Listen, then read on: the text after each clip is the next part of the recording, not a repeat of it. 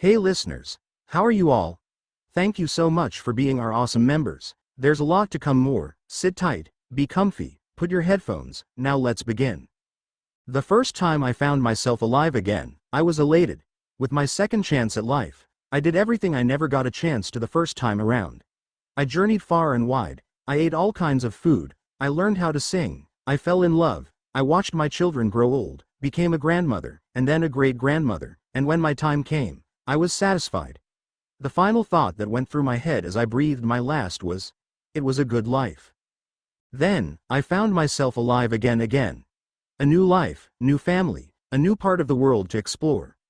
Once again, I was overjoyed. My previous life was so incredible that I wanted to do it again. However, it did not go as planned. My mother was sickly and my father was a drunkard who rarely spent the night at home. I cared for my mother until she passed away, and then it was my father's turn to get sick. By the time he passed away, I was 30 and had accomplished little. My spirit was dampened, but not destroyed. I devoted the rest of that life to pursuing medicine, eventually becoming a renowned physician, and I died having saved thousands of lives. In my fourth life, I was a warrior, though not by choice.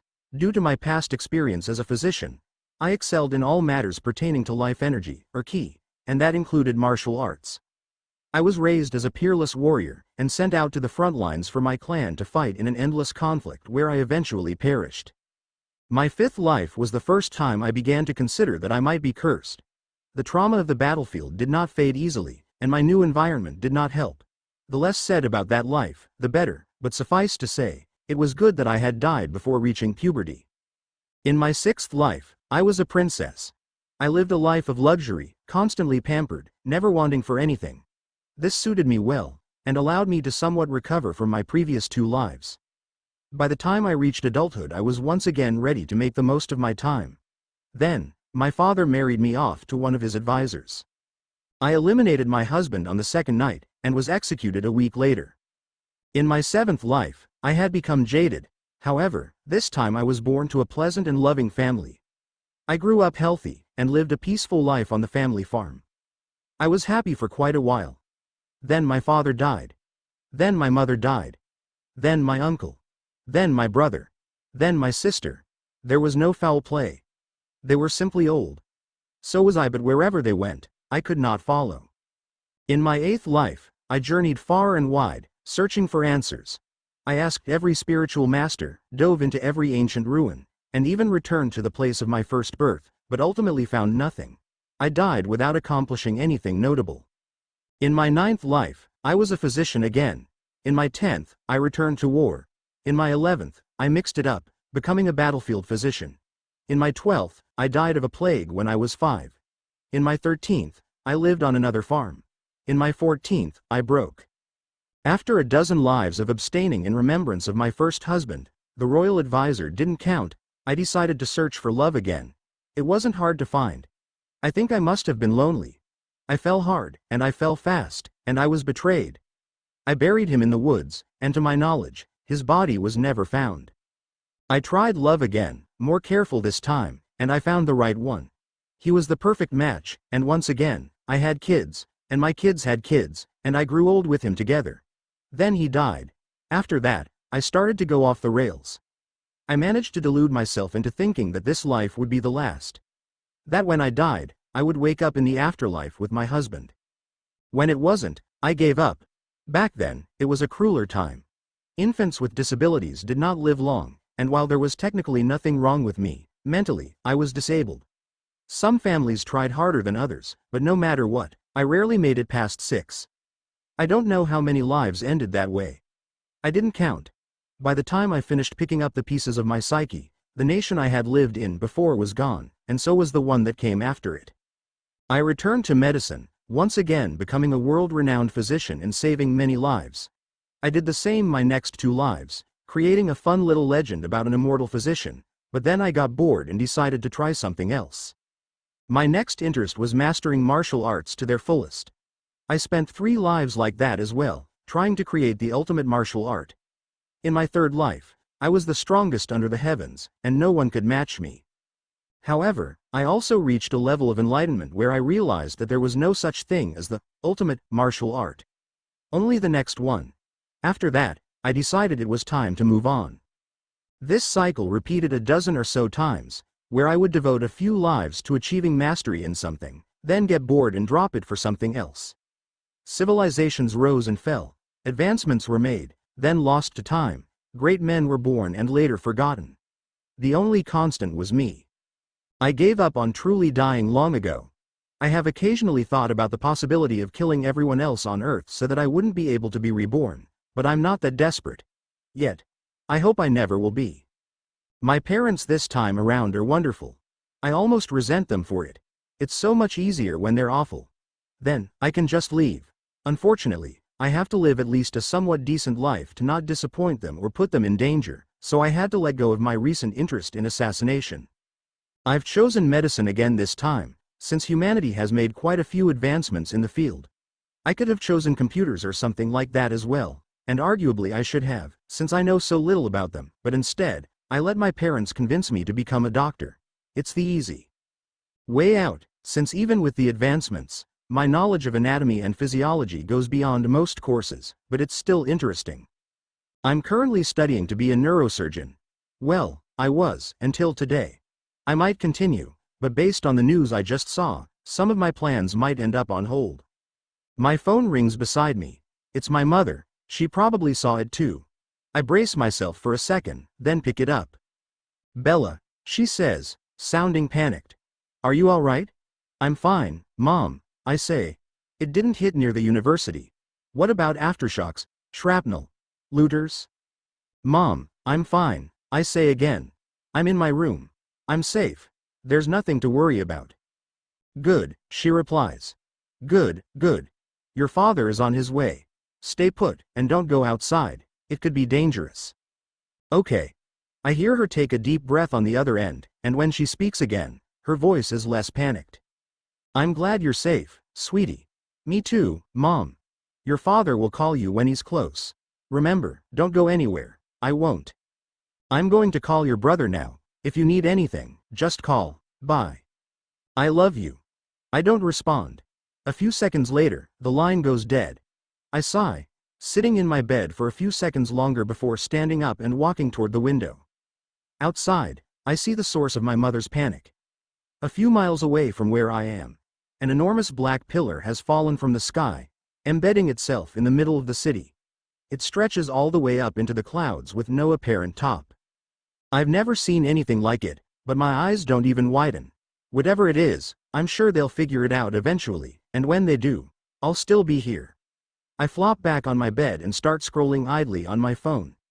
My feed is filled with posts about the tower. Or rather, towers, plural. Most major cities seem to have one. No one knows the death toll, but it's estimated to be well into the millions. Quite the tragedy. I switch from scrolling to reading, trying to get away from thoughts about the towers, but I start getting restless. I want to go get a closer look. Why? Why do I want to do that? It's probably dangerous. My parents would be devastated if something happened to me. I'm nowhere near done with this life. And yet, it's almost like it's calling me. I try to read for another 10 minutes before I give up. I roll out of bed, put on a hoodie and some slippers and walk out of my dorm. My dad is coming, but I doubt he's the only one. Their house is a 4-hour drive away in the best of circumstances, and no doubt the event causing the international panic isn't helping with traffic. I have time. It will be fine. Most likely, the police will have set up a perimeter, and I won't be able to get close enough to actually do anything. I'm just taking a closer look. As I walk down the hall, one of the doors cracks open, and the blue eyes of my neighbor Vanessa peer at me through the narrow gap. Bella, she hisses. Where are you going? I'm hungry, I lie. I'm going to get a snack. Didn't you see the news? Yeah. I hope the campus store is still open. It's dangerous, she says. I can handle myself, I say, walking past her. She hesitates a moment, then shuts the door. Right when I reach the staircase at the other end of the hall, I hear her door open again, and I turn to see her running toward me. This complicates things a bit. Vanessa, I say firmly. I lied. I'm going to get a closer look at the pillar. Don't follow me. I knew it, she exclaims. I'm coming with you. Don't, I say. It's dangerous. That's exactly why I have to go with you. I stare her in the eyes for a moment, and realize that I won't be able to talk her out of it. Fine, I say, turning around. Outside, it's chaotic, but not to the level one think my mother was worried about. There are sirens everywhere, and the streets are clogged with so many emergency vehicles out and about, but most of the people still outside are just filming the pillar on their phones. I pay them little mind as I walk toward it. Vanessa huddles close to me, grabbing onto my sleeve for safety as we weave through the crowd and get to the sidewalk. Neither of us say a word. Closer to where the pillar touched down, the chaos is more real. It smashed many buildings, and caused some of the ones around it to collapse. Emergency crews are out in full force, digging through the rubble for survivors. That's fortunate, because that means they don't pay Vanessa and I much attention while we weave through the alleyways, getting ever closer. Bella, what are you doing? Asks Vanessa as we walk past a bulging brick wall of a half-destroyed building. Going to the pillar, I say. Why? She asks. I don't know, I admit. But you should turn back now. If you're scared, talk to one of the firefighters. I'm not leaving you, she says. But why are you going so far? You can see it well from here. I can indeed. From here, it looks even more otherworldly. It has to be a full mile wide, and perfectly circular, and it looks completely smooth at every point. It has a bit of a glossy surface, occasionally reflecting light from the sun or the fires, but it's otherwise pitch black with no variation. Despite seeing it in better detail than most, it's still not enough. I don't understand it at all, but at this point, the pull is irresistible. Without another word, I redouble my pace, and Vanessa scampers to keep up. We get lucky on the way there. We come across almost no one, and the only people we do see are either running away, or are first responders who are too distracted to notice the two young women in pajamas and sweatshirts walking through the destroyed city. We reach the base of the pillar without being stopped. It dug into the ground a bit, creating a lip of dirt and broken concrete leading up to it. Bella, shouts Vanessa as I start climbing. I need to touch it, I say. Bella, you're acting weird. Please come down, after I touch it. Bella.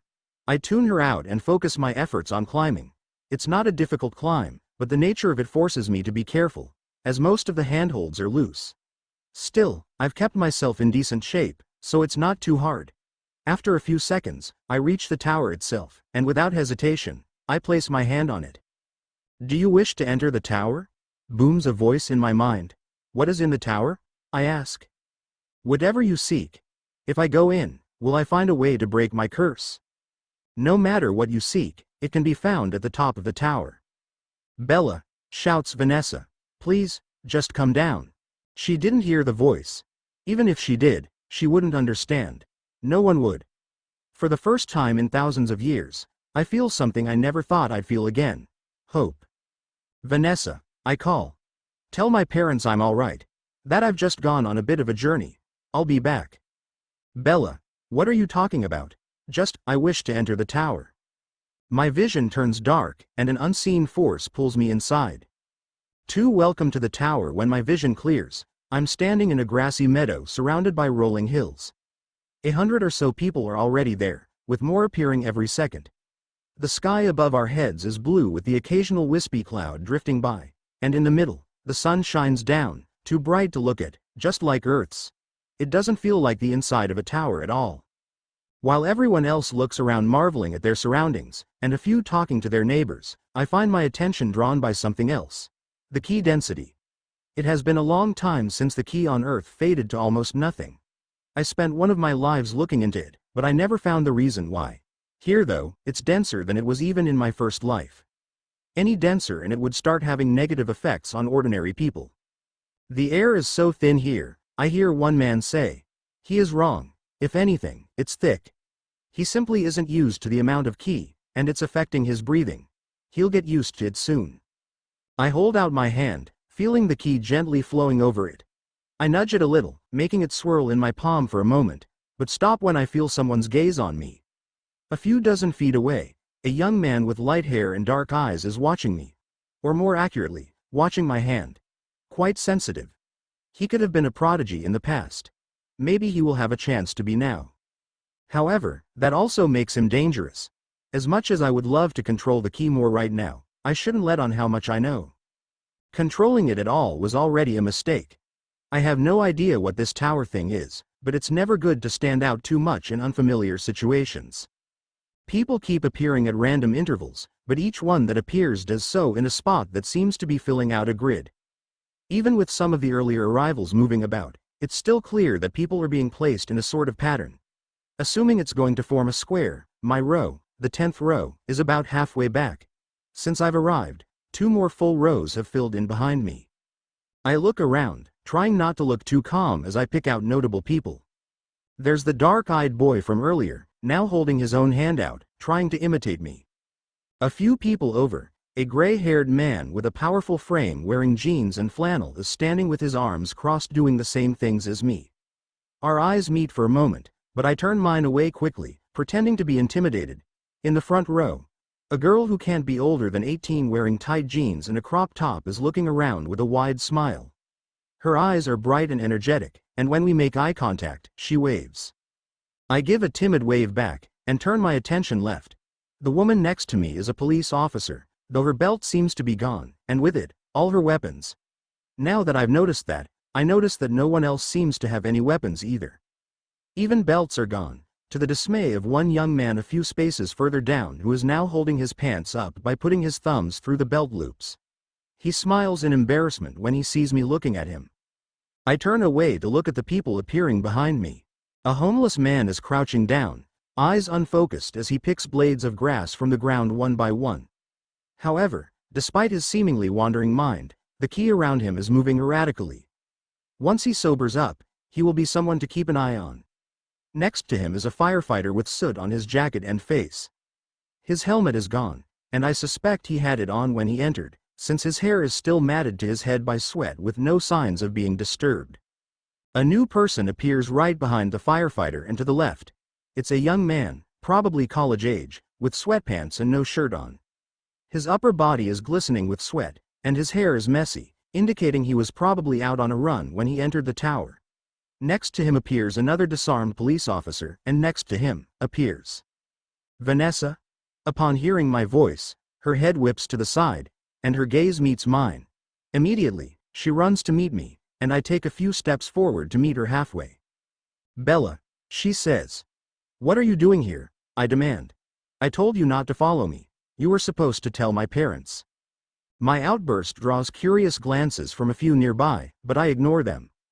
"I called your dad," says Vanessa. "I told him what you did and what I was going to do, and then I came here."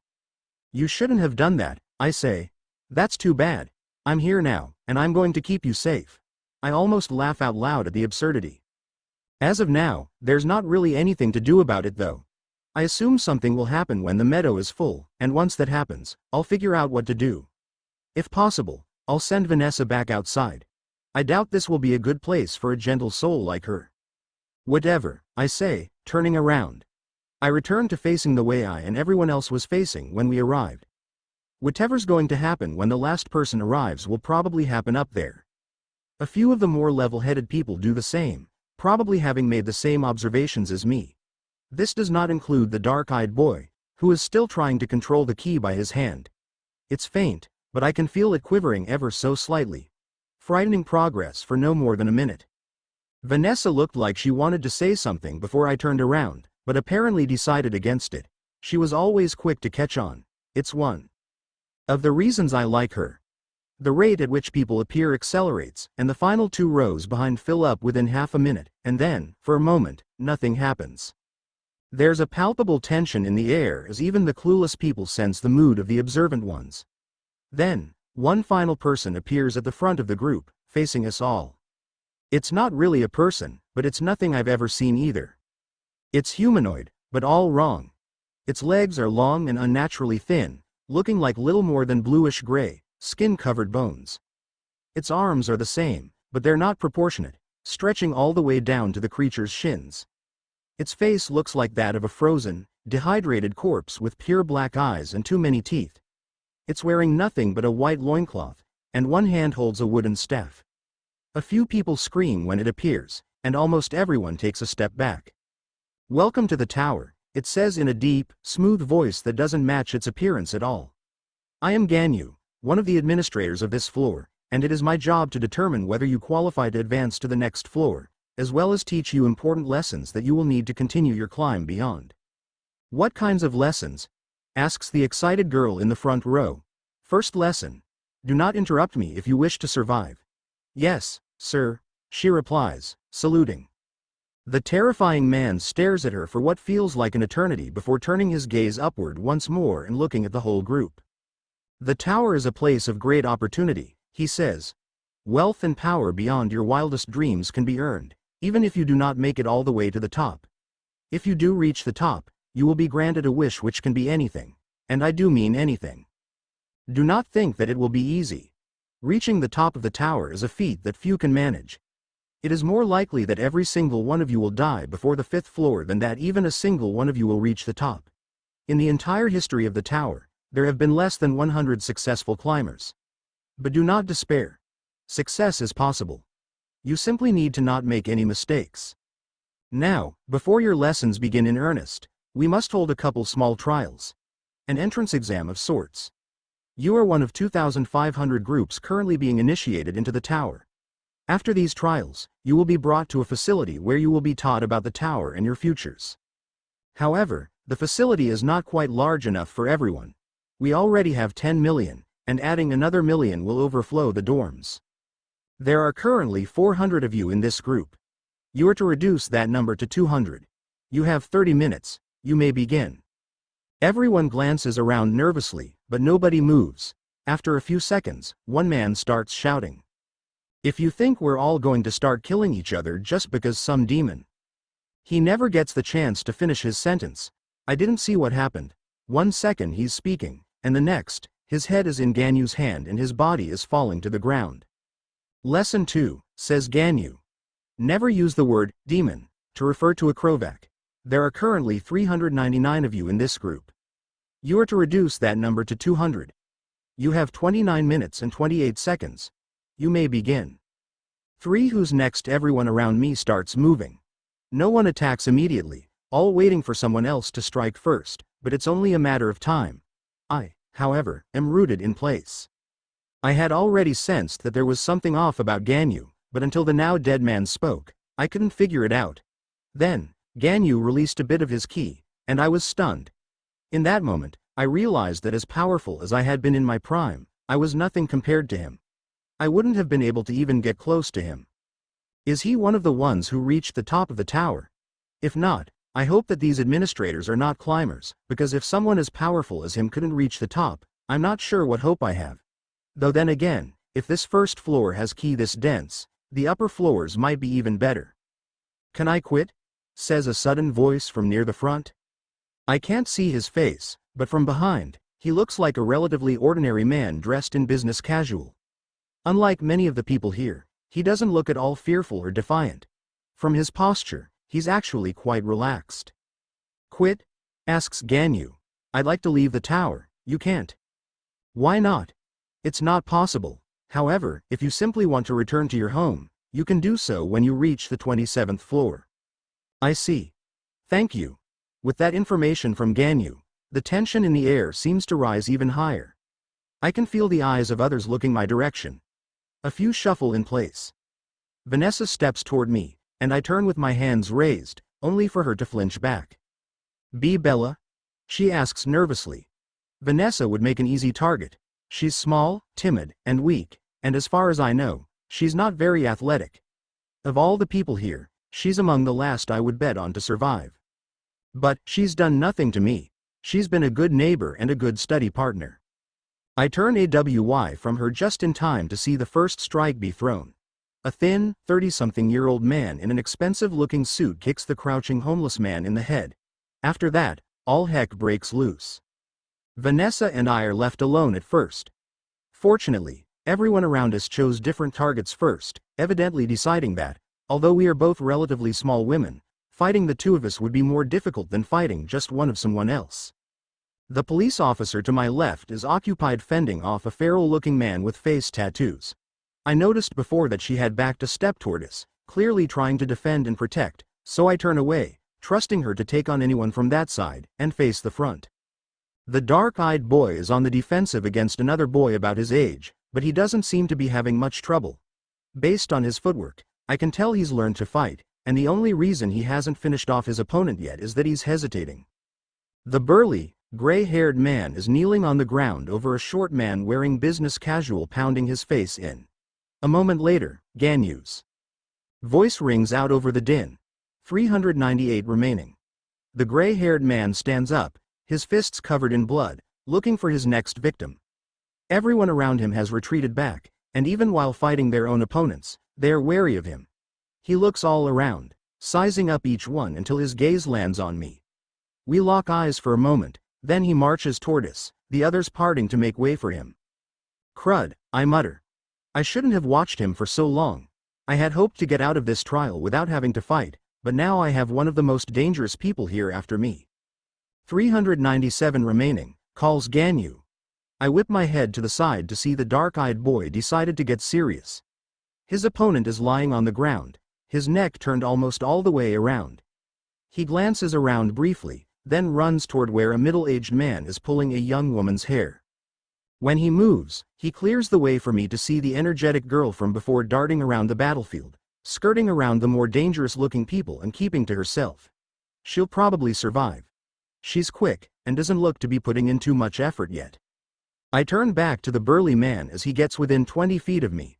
While his fists are covered in blood and he's breathing a bit heavily, his eyes are still calm and analytical. It seems he's decided that Vanessa and I look the weakest. It looks like my attempts to appear timid and unnoteworthy worked a little too well. Vanessa takes a step back as he approaches, but I hold my ground. He hesitates for a second, but then steps into my range. The second he does, I plant my foot on his knee as his leg is still coming down, causing him to hyperextend it slightly. He jumps back a step, hurt, but not hobbled. He waits a second, then steps forward again. I kick forward again, but he is expecting it, and bends forward to try to catch my leg in his hands. I was expecting that, so I simply aim higher, hitting him in the nose. He jumps back again, lifts his hand to catch the small drop of blood dripping from his nostril, then turns away.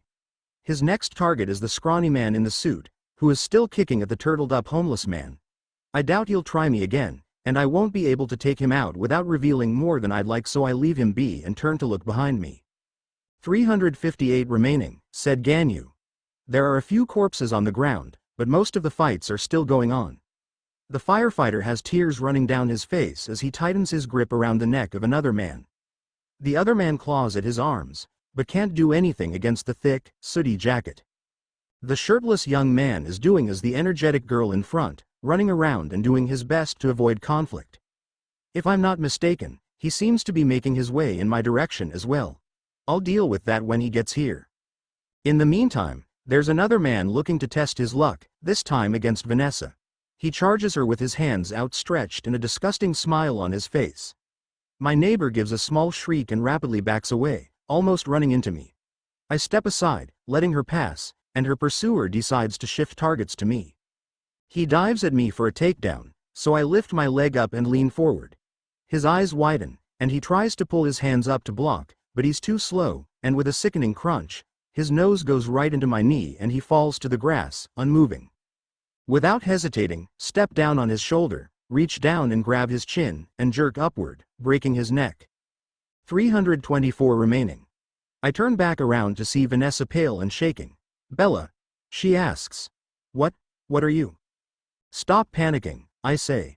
You're going to get yourself killed. But turn around. Stop thinking so much. Just avoid them. They can't kill you if they can't touch you. Vanessa is still pale and shaking, but she nods and turns around, raising her hands defensively. It's not a very convincing defensive stance, but with me next to her and the police officer joining us after finishing her opponent, lone aggressors like the last one probably won't be targeting her anymore. 319 remaining. I don't say a word to the police officer, but I recognize her type. I know she won't try anything. The more aggressive people prowl around, trying to pick off stragglers as a couple group like ours form, facing outward in a circle to keep themselves safe. The dark-eyed boy is in one of them, alongside the woman who had been getting her hair pulled earlier. The man who had been doing the hair pulling is lying on the ground, his face beaten and bloody and his throat crushed. 300 remaining. After a minute, the shirtless jogger reaches us, still untouched. I believe he saw me kill the other man, so he approaches hesitantly with his hands up. "I don't want to fight," he says. I look into his eyes. He's a coward, through and through, but he looks intimidating enough. He won't attack unless the situation is dire. I step aside to let him into the circle and nod in affirmation. Neither Vanessa nor the police officer protest. The burly man has finished off the wealthy businessman, and the homeless man has regained his bearings enough to crawl off to safety. The key around him is trembling, but he still seems mentally out of it. I kind of hope he survives, just so I can see what's up with him. In all my years, I've never seen anything quite like it. It might just be whatever drugs he's on causing it, but even then, I'd like to know what kind of drug he could get on the current Earth that would affect Key. The number of survivors ticks down slowly, and the fighting slows, then grinds to a halt. There are a dozen or so groups like ours, though most have more people. We only have 5, having added the firefighter. Tear streaks down his soot-stained face. The rest of the survivors are the aggressive ones. The ones no one trusted for their groups. The burly man is among them, having killed 3 more stragglers since. There is also a man in a black suit with gloves on, a pleasant smile on his blood-spattered face, and not far from him, a woman with a face covered in blood after she ripped someone's throat out with her teeth. The corpses lying around are not pretty. Since all of our weapons were confiscated beforehand, all the kills were done barehanded, many of them inefficiently, as most of the people here aren't experienced in killing. I've seen my fair share of death both on the battlefield and in the clinic, so it doesn't bother me as much as some of the others, who are vomiting, but I still prefer not to look. With the fighting stopped, the tension grew. None of the groups were aggressive, and none of the aggressors wanted to attack the groups. Most of them weren't confident in attacking each other either. The burly man didn't seem particularly worried, but he had the gloved man on one side, and someone even bigger than him on the other, so even he didn't make a move. After a minute or so of the impasse, Ganyu spoke again. 15 minutes left, he called.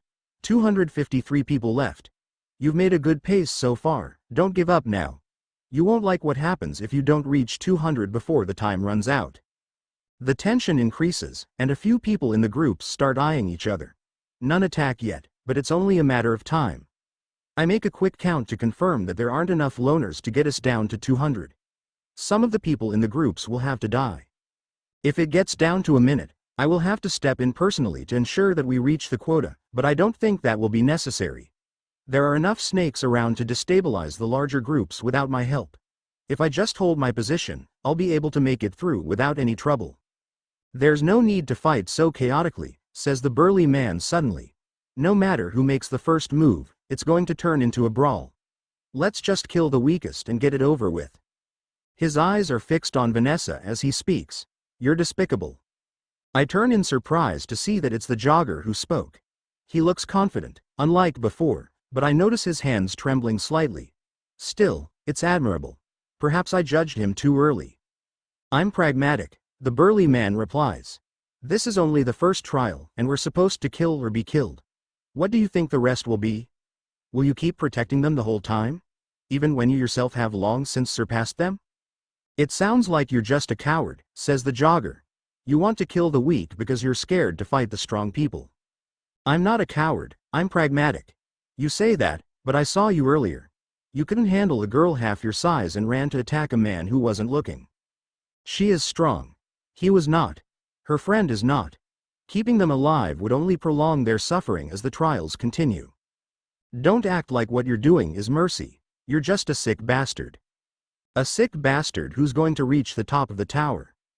If we want to make this fair, why don't we do rock paper scissors? We all turn toward the speaker. The smiling man in the black suit. What kind of bullshit is that? Asks the burly man. Well, clearly, we won't be agreeing on killing the weak, so how about something completely fair and non-discriminatory? Rock paper scissors seems like a good idea, no? If we do it enough, we'll thin the numbers out. I'll even volunteer to go first, if anyone is willing to challenge me. It's not an offer that anyone will accept, and he knows it. It's an absurd proposal in the first place. How many would actually accept the result of the match? Even if they somehow managed to get everyone agree to this method, it's impossible that everyone who agrees will actually accept their loss. It seems this man has noticed the same thing I have, and is simply stalling for time until someone snaps and the killing can begin again. At the very least, I doubt he has any intention of actually leaving his life up to chance. Not a chance, I say, playing along. I won't agree to that. You can go last, he replies. We only need 53 more, after all. Less than half of those remaining need to participate. Surely we can find some brave souls willing to test their luck. You're asking for sacrifices. Perhaps.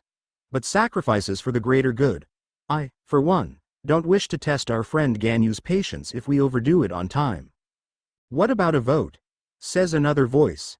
This time, it's the woman with blood in her mouth.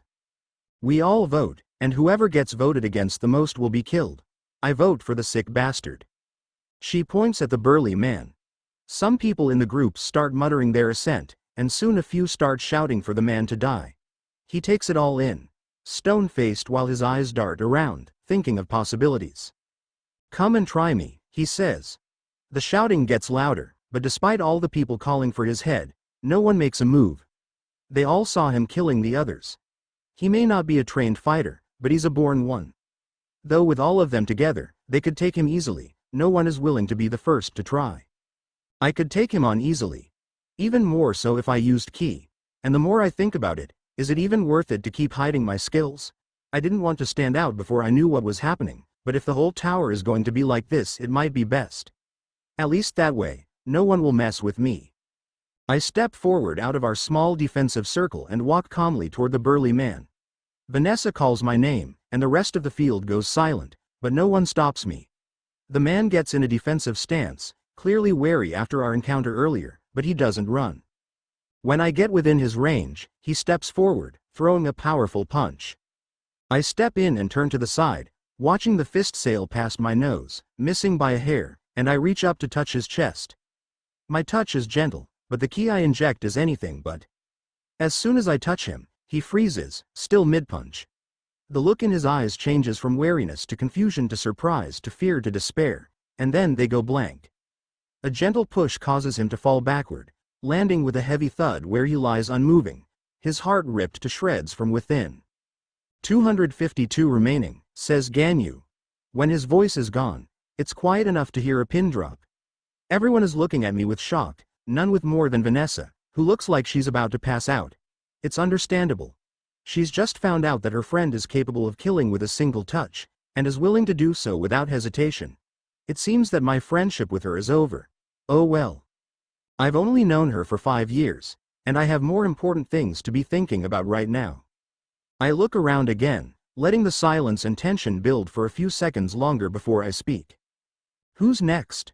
For the tower natives in the first floor's Hall of Records, a crowd had gathered. It wasn't every day that a new world got absorbed by the tower. In fact, it hadn't happened in nearly 1,000 years.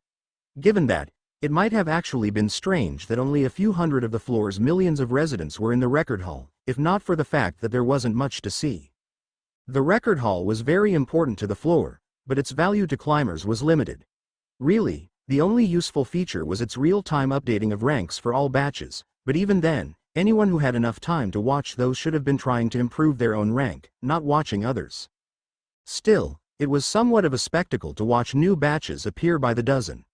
The tower planned to grab 1 million new people every 3 months for 100 years. Of course, less than half would actually become climbers, and perhaps a quarter would even reach the second floor. Such is life in the tower, but the thought of new blood entering had the entire population of the tower on the edge of its collective seat. Their ranks are all so low, commented one watcher. Well, what did you expect? Replied another. Their world doesn't even have OM. I think some of their rankings are actually quite impressive, given that fact. Nearly everyone in the room turned to look at the speaker. None of the rankings they'd seen were what they would consider impressive, but none dared openly oppose that statement. After all, the one who spoke was Oriel Hotep, the floor's current rank 9, her cultivation already approaching middle 2-star. She was a celestial, with skin as white as marble, large feathered wings, and 4 golden eyes. Look, that one is in the top 500,000, she said, pointing at a newly added name. How many of you could reach that without OM? Especially as a human. I could, said one. And I can name at least a dozen others off the top of my head. The room's attention was drawn to this new speaker, and there was a collective gasp as they realized who it was. It was the current rank 6, the human Jin Heo. His short stature and ordinary clothing allowed him to go unnoticed until he spoke. "And are those dozen all from the Jin family as well?" asked Oriole sweetly, crossing her arms. "Not all of them," replied Jin. "But rank 500,000 without OM just means they know how to fight a bit and maybe have a bit of talent with OM. There are millions like them. They might make it to the 10th floor, or maybe even the 15th if they're lucky, but that's it. Then again, I can see how the Hotep family might find that impressive." Oriole's face maintained a calm smile, but a slight twitch in her wings belied her annoyance. "The 10th floor is nothing to scoff at," she said. "A climber who reaches the 10th floor can support his family for 10 generations. And that wasn't even the best of them. Look, that one is nearly at 300,000. 20th floor, maybe," says Jin. "Enough wealth to start a dynasty," counters Oriole. "A small dynasty on a weak floor where they will never exert more than a local influence. With that mindset, it's no wonder the Hoteps haven't had an ascendant in 10,000 years." Everyone in the room gasps. "And perhaps your dismissal of such mindsets is why the Jins rarely live past 50, replies Oriole. There is another gasp, but Jin Heo merely shrugs. "Tell me, Hotep," he says. "Would you rather die trying to reach the top of the tower, or live a long life of mediocrity and disappointment?" "Calling the 10th floor mediocre and disappointing is—" starts Oriole. "That wasn't a general question," interrupts Jin. "I asked whether you would rather die trying to reach the top, or live a life of mediocrity and disappointment. I know my answer. My goal is to reach the top. Anything short of that, whether it be the 10th floor, 20th floor, 100th floor, or even the 127th floor, is a disappointment and a failure. Not everyone has such lofty ambitions. Then why are they here? Why would they choose to climb the tower if not to reach the top? As I said, reaching even the 10th floor can produce generational wealth." "Weak," interrupts Jin. "And you still haven't answered my question, Hotep. Would you be satisfied with the 10th floor? That generational wealth you speak of probably isn't even worth as much as one of the dresses in your closet. What about the 20th floor? You could decide the destruction of any of those dynasties with a single word to your father. You can keep posturing for the weaklings and enjoying your sycophants all you like, but we both know it's an act, and an act that will ruin you if you don't drop it. What's the point of getting the approval of such people? They will only cling to you and drag you down. You've been an excellent rival thus far, and I'd hate to see you fail so foolishly. So tell me, Hotep, would you rather die trying to reach the top of the tower, or live a long life of mediocrity and disappointment?" "I see no reason to entertain this conversation any longer," says Oriole haughtily. "Not when you're so callously insulting my friends." "Friends?" asks Jin, raising an eyebrow. "Right. Well, if you're set on this path, then so be it. I suppose I'll just have to find a new rival. Perhaps there will be someone actually worth paying attention to from the new world." Oriole huffs and turns away from Jin and back to the rankings. The room is silent for a few seconds, but slowly, the chatter returns. With every new batch that arrives, there are another few people ranking within the top 500,000. Despite Jin Heo's dismissal, after Oriole's words, many of the people there still find this somewhat impressive. Anyone who can reach even the 10th floor is a 1 in a million talent. As time goes on, and more batches appear though, they start to become bored. Each batch has a couple impressive people, some ranking nearly in the top 200,000, but after the 20th time, even those become less interesting. There is growing concern about the average talent level of the new world, but the individual occurrences are less noticeable. However, that boredom is almost immediately wiped away when the early batches start their trials. The rankings start to shift dramatically, some of the top rankers of the new arrivals falling into mediocrity, while others rise. One particular name gets pointed out by an onlooker as it shoots straight up to around 150,000. Then another in a different batch does the same, then another. As it happens more, it loses its novelty. Some of those who spike up fall back down shortly after, or even disappear entirely, indicating that they have died, but there are a few who manage to hold their positions. "Holy crud!" shouts someone, drawing the room's attention to a batch listed on the far side of the room. "Top 100,000? Exclaims someone else. "That's higher than me," says a third person. The name holds its position for a full minute as the chatter in the room reaches new heights. It starts falling after that, but doesn't go far, settling around 110,000 and staying there. Still not impressed? Asks Oriel. One good one doesn't make the rest any more impressive, says Heo. But this one is probably worth watching. This Yuri Filipov person. I will need to meet them. Another exclamation at the other side of the room causes more heads to turn as one name in a new batch shoots all the way to 80,000. It was one that had just jumped to the top 200,000, so there were already a few people keeping an eye on it, and when it jumped, they noticed immediately. Like with Yuri Filipov, they slowly drift down after a short while, settling just outside the top 100,000 and staying there. Bella Tompkins, says Jin Heo thoughtfully. Another person I will have to meet. You'll be gone before they're eligible to compete with you, says Oriel. What's the point? Not necessarily, he replies. Those from the newly integrated worlds are getting special resources. They might be ready in time for the tournament. 5 good grass. The gloved man is still smiling, but I can see a bead of sweat forming on his head. As far as I can tell, he's in deep with organized crime, and is no stranger to death, but what I've just done is not something he's ever experienced. I applaud him for not backing away though. He's braver than most.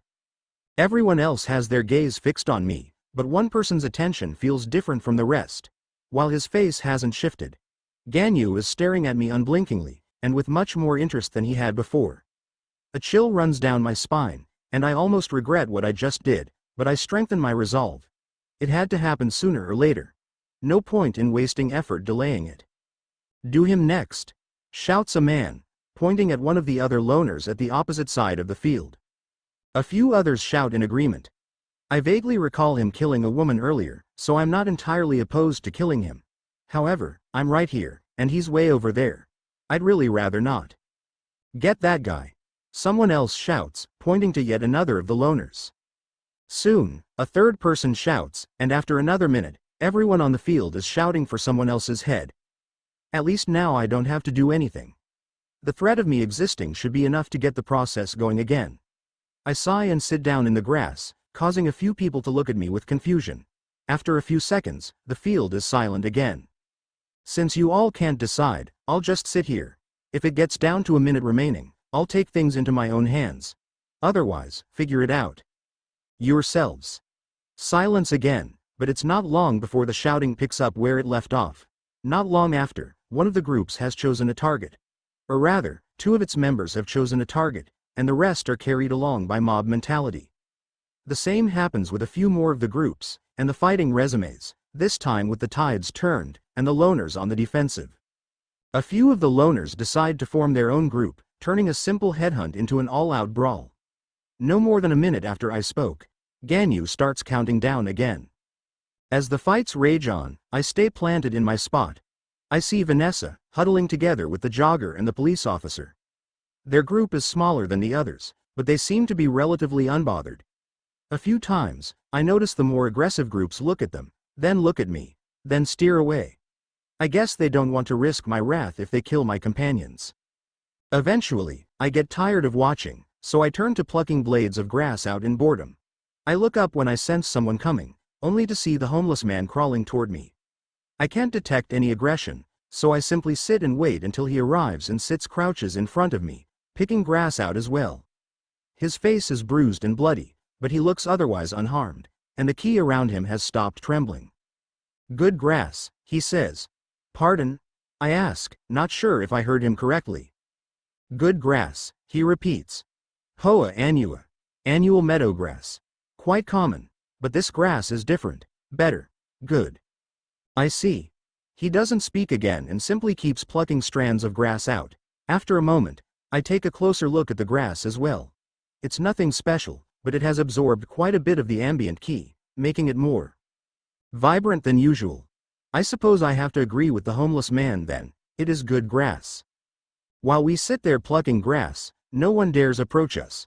Whether intentional or not, the homeless man has set himself up to appear to be my friend, and no one is willing to test that. Even in the chaos of battle, they give us a wide berth. 200 remaining, says Ganyu after a few more minutes, still 10 minutes left. Well done. Many look up at him expectantly, but some are still locked in fights, and Ganyu makes no move to stop them. 199 remaining, he says after a moment. The ongoing fights continue for a bit longer before the calmer survivors start pulling the combatants apart. 2 more die during this time, and 1 man is left writhing on the ground in pain with both eyes reduced to bloody sockets and about half his teeth missing, but he is alive, and likely won't bleed out before the time is up. Most of the survivors turn to face Ganyu, probably expecting him to end the trial. However, seeing as Ganyu doesn't seem to have any intention of moving before the time is up, I remain seated where I am as well. While I sit there, I notice that Vanessa has managed to make it through unscathed. She keeps stealing glances over at me. I try to ignore them. "So are you all finished?" asks Ganyu.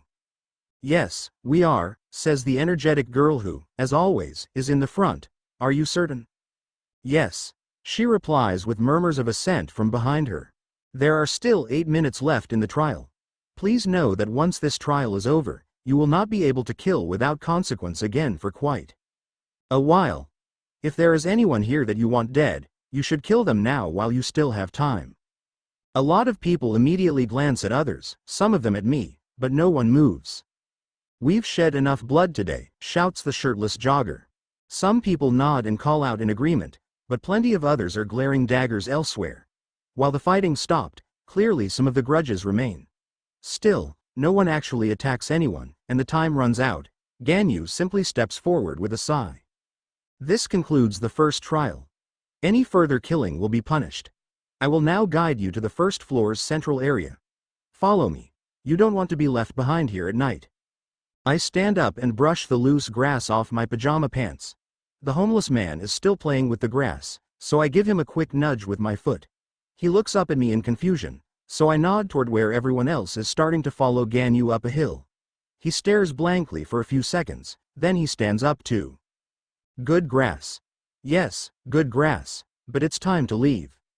I don't really care what happens to him, but I would like to solve the mystery of the key around him, and for that, I need him to survive. Fortunately, he's not entirely out of it, and he does realize what he needs to do. He shuffles and sways like a drunk pirate, but he manages to make it to the main group and fall in line behind them. I follow, but I keep a fair distance between myself and everyone else. No one seems to mind that. We follow Ganyu through the rolling hills for about half an hour before our destination finally appears on the horizon. It looks almost like a college campus crossed with a medieval theme park. There are large stone buildings lined with windows that remind me of dorms, but they each have round towers on the corners, and further in, there are actual castles, ranging in size from simple, worn-down keeps to gargantuan, cartoonish, fantastical monstrosities. "That ahead is our destination," says Ganyu. "I trust you all can keep walking in a straight line. I will be in the back to keep an eye on stragglers." That justification is a lie, and everyone knows it. As soon as he finishes speaking, he disappears and reappears right next to me. I don't flinch, but I am once again in awe at the sheer amount of ki he is using. A movement technique like that would have been a trump card in the old Earth, reserved only for surprise finishing blows against powerful opponents. The amount of ki needed to execute it and the strain it would put on the human body would have made it impossible to use more than a few times. And yet, he just did it easily, and seemingly without putting a dent in his ki reserves. We walk side by side for a minute or so, neither of us speaking. I try to sense the depth of his ki, but when he's not using it, it's like it's not there. If I had a ki core, I'd be more sensitive, but even then, I suspect I wouldn't be able to detect much. "Who are you?" he asks. "Bella," I reply. He stares at me for a few seconds, then looks forward. The gap between me and the rest of the group has narrowed as a few of the others have deliberately slowed down to eavesdrop on our conversation. "Where did you learn to control Oum?" he asks after another minute. I assume that by Oum, he means ki. I'm not going to answer him though. Sure, I decided not to hide my strength anymore, but that doesn't mean I'm just going to reveal my past. Unless he forces me, I'm not saying anything useful. Revealing my past almost never goes well. "What's Oum?" "Perhaps it was called something different on your world. However, I was under the impression that your world did not have any." "Well, I've never heard of it, and yet you used it. Quite precisely as well, and without even possessing a core." "I got lucky," I say, shrugging. He's clearly unsatisfied by that answer, but he also realizes that I'm not going to say anything. A few more minutes pass in silence before he speaks again. How about a trade, he says. I'll answer a question of yours for every question you answer of mine. No, I say. Why not? You may ask me anything. I have reached the 100th floor. I'm certain that I have much information that could be useful to you. It might even save your life. And how much of that information are you about to teach us in your future lessons? Very little. I narrow my eyes at him. He's hiding something. He said he would be teaching us before, but he also mentioned that there would be thousands more people coming from other groups. The place in front of us reminds me of a college campus. This all makes me think that he might not be the only one teaching us, which would make his statement technically true, but heavily misleading. No, I repeat. I'm not interested. I see. About a minute later, he disappears and reappears back at the front of the group. So much for keeping an eye on stragglers, I hear someone mutter a bit too loudly. Fortunately for them, Ganyu doesn't pay it any mind. In fact, he doesn't seem to mind us talking at all, and the closer we get to the castles, the louder the chatter gets. Some of the horror of the first trial is washed away by excitement and anticipation, especially after the demonstrations made by Ganyu, and the dark-eyed boy seems especially excited, and is talking excitedly with the young woman he rescued earlier. The castles are much bigger up close than they initially appeared. Even the dorm-like buildings are bigger, with their floors appearing to be about twice the height of an ordinary Earth building. The reason for this is obvious almost immediately. We are not the only people there. Faces peek out through windows, and bodies from behind doors. Some of them are human. Most are not. I spot a few people who look like Ganyu, with the same gaunt figures and gray skin, as well as some people that look like fantasy dwarves with 4 arms. There are angelic-looking people with skin like marble statues, majestic wings, and 4 golden eyes, and elf-like people with ears the size of short swords. Some are hardly even humanoid at all. I spot a couple creatures that look more like cats standing on their hind legs. All of them watch us in silence as our group openly gawks at them. Even I can't help but stare at some of them. On Earth, I met a few giants, as well as the tribe the Norse based their elves on, whose name I can't remember right now, but despite seeming so inhuman at the time, they're nothing compared to the people all around. As we continue through the complex, I realize that not only are the buildings bigger than I thought, there are a lot more of them. There have to be thousands, most dorms, and a couple hundred other castles as well. Ganyu leads us in deep while tens of thousands of non-humans peer out at us. We circle around a few castles, and pass under a few walls until our true destination comes into view.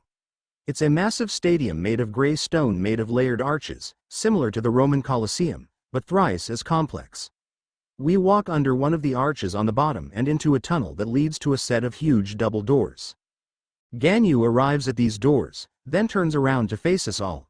The tunnel is wide enough that we all fit fairly comfortably, and even far at the back, I'm no more than 50 feet away from him. The second trial will begin shortly, he says, but first, you all need to find a partner. There is an odd number of you. Whoever doesn't manage to find a partner will die. 6. The labyrinth. There is a mad scramble to find partners. Most people are already standing next to people they allied with in the first trial, but many of those groups have odd numbers, leaving the unfortunate extra wheels to go running around to try to find someone else. A few of the more solitary people look toward me as if wondering whether to try to get me on their side, but only one makes a move. Bella, says Vanessa as she runs to me. Vanessa? I didn't expect her to want to talk to me. Let's work together, she says. I look over at the homeless man, worried he'll be left alone and die before I can get answers, but the gloved man is already shaking his hand. He looks over and winks at me, making me scowl. He clearly thinks the homeless man means something to me and is trying to get in my good books. He's not entirely wrong, but true motivation is so obvious it's disgusting. At least he's competent though. He made it through the first trial without a scratch. All right, I say, turning back to Vanessa with a shrug. Are you sure you want to be with me though? We've worked together on projects before, she replies. That's completely different. Is it? I don't respond. The answer is clearly, no, but based on the look in her eyes, her question goes deeper than the differences in circumstances. She almost looks like she's pleading. After a few seconds, I shrug and look away. Do what you want. After another minute or so, the energy level in the hall settles down except for one man, who's running around, weaving in and out of the crowd, trying to find a partner. I don't recognize his face at all from the first trial, which means he must be truly unremarkable. It seems the rest here agree, since no one wants to be his partner. Looks like you've all settled in, says Ganyu. Wait, please, shouts the lone man. This isn't fair. Life isn't fair, replies Ganyu. Do you have any last words? Aye. He glances around one last time, then sets his jaw. Freaking you, and freaking this freaking tower. How eloquent.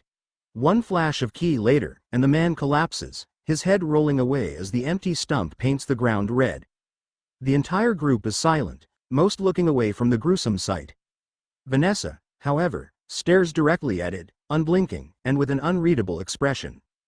The second trial is a maze, says Ganyu, bringing everyone's attention back to the front. Your goal, of course, is to escape. There is only one exit. You will have 8 hours. Failure will result in death. You must pass through the maze with your partner. If your partner dies, you fail. If you exit the maze without your partner, you fail. If you attempt to trade partners during the maze, you will fail. Killing is prohibited, but not strictly. Killing another person will not result in immediate disqualification. It will, however, remove an hour from your time limit. If you wish to kill within the maze, it would be best not to go overboard. The exit is not the only thing you will find in the maze. There are a number of random encounters including enemies, traps, and treasures. If you're lucky, you may find something even I would be willing to pay well for. If you're unlucky, you may die before you even know what killed you. Caution can save you from the latter, but only bravery will increase your odds of the former. If I may offer one piece of advice, it would be to trust your senses, even the ones you don't understand. Especially the ones you don't understand. That is all. If you have any questions, keep them to yourselves. Now, everyone, line up in a double file line with your partners. Each pair will enter at 1-minute intervals. Your 8 hours start the second you enter. The first group enters in 2 minutes. Vanessa and I end up at the back of the line.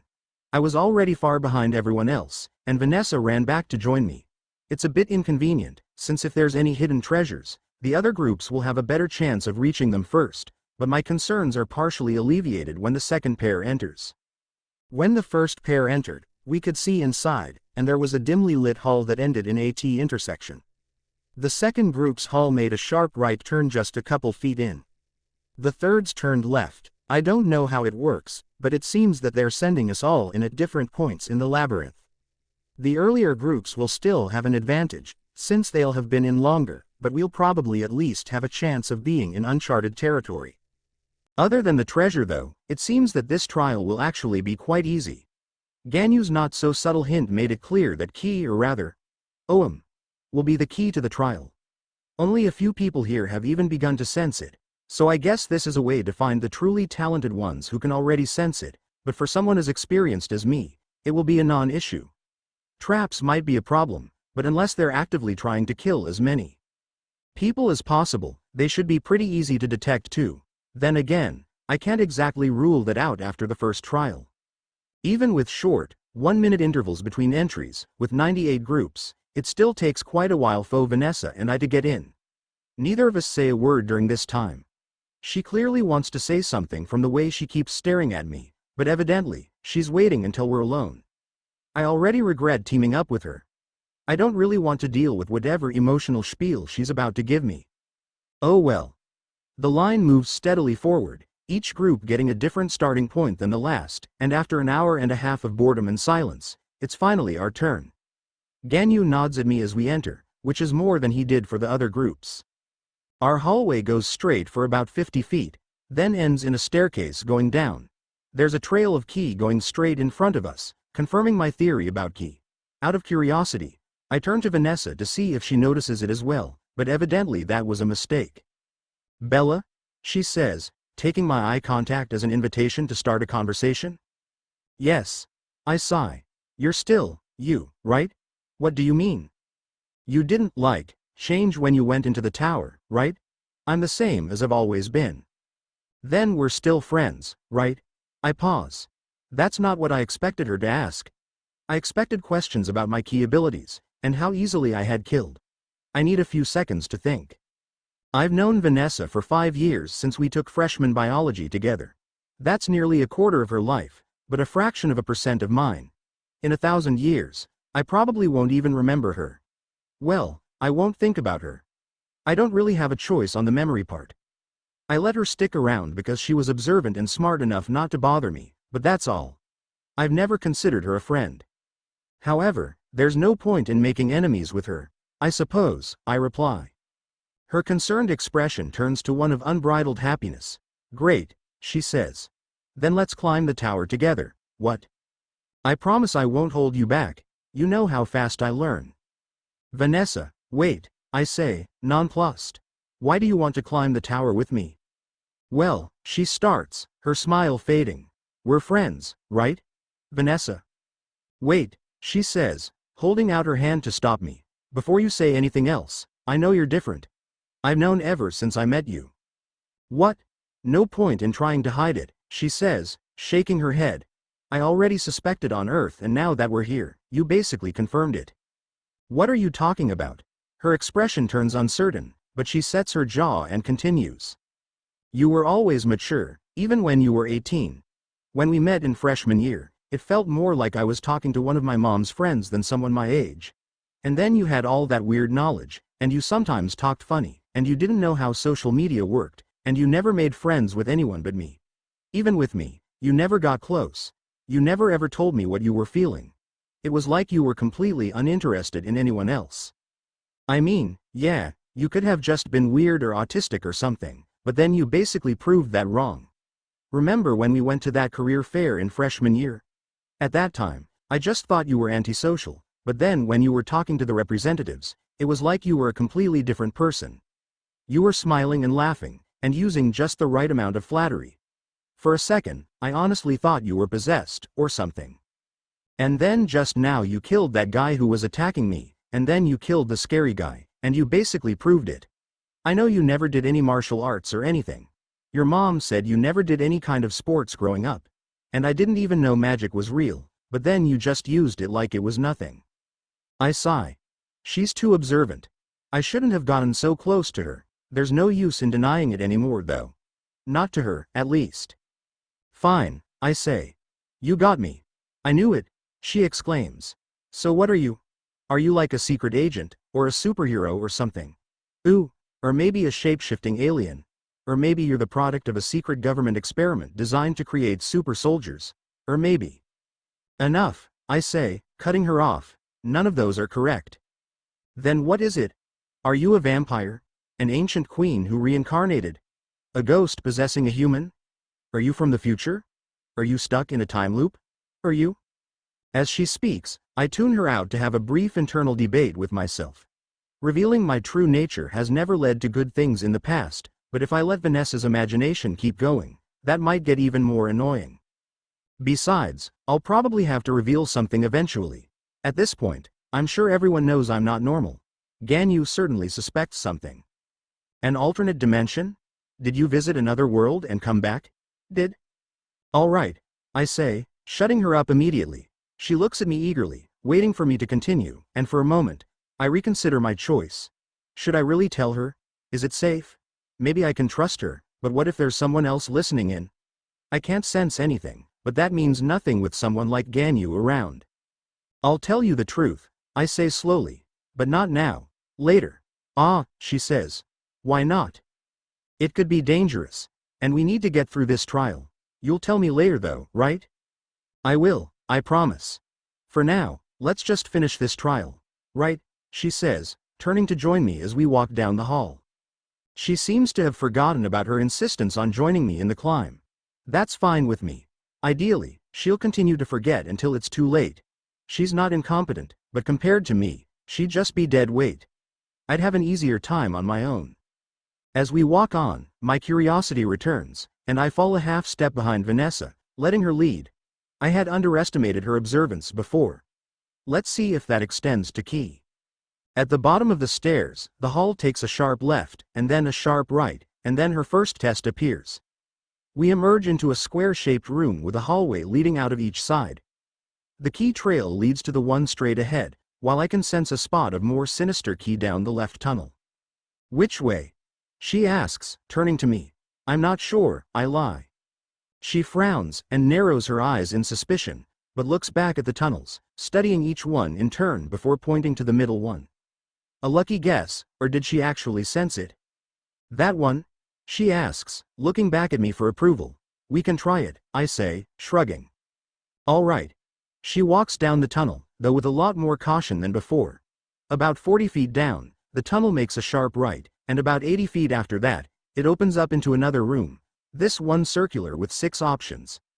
The correct one is the second from the left, and all but the far right have the same sinister key as the wrong option from the previous room.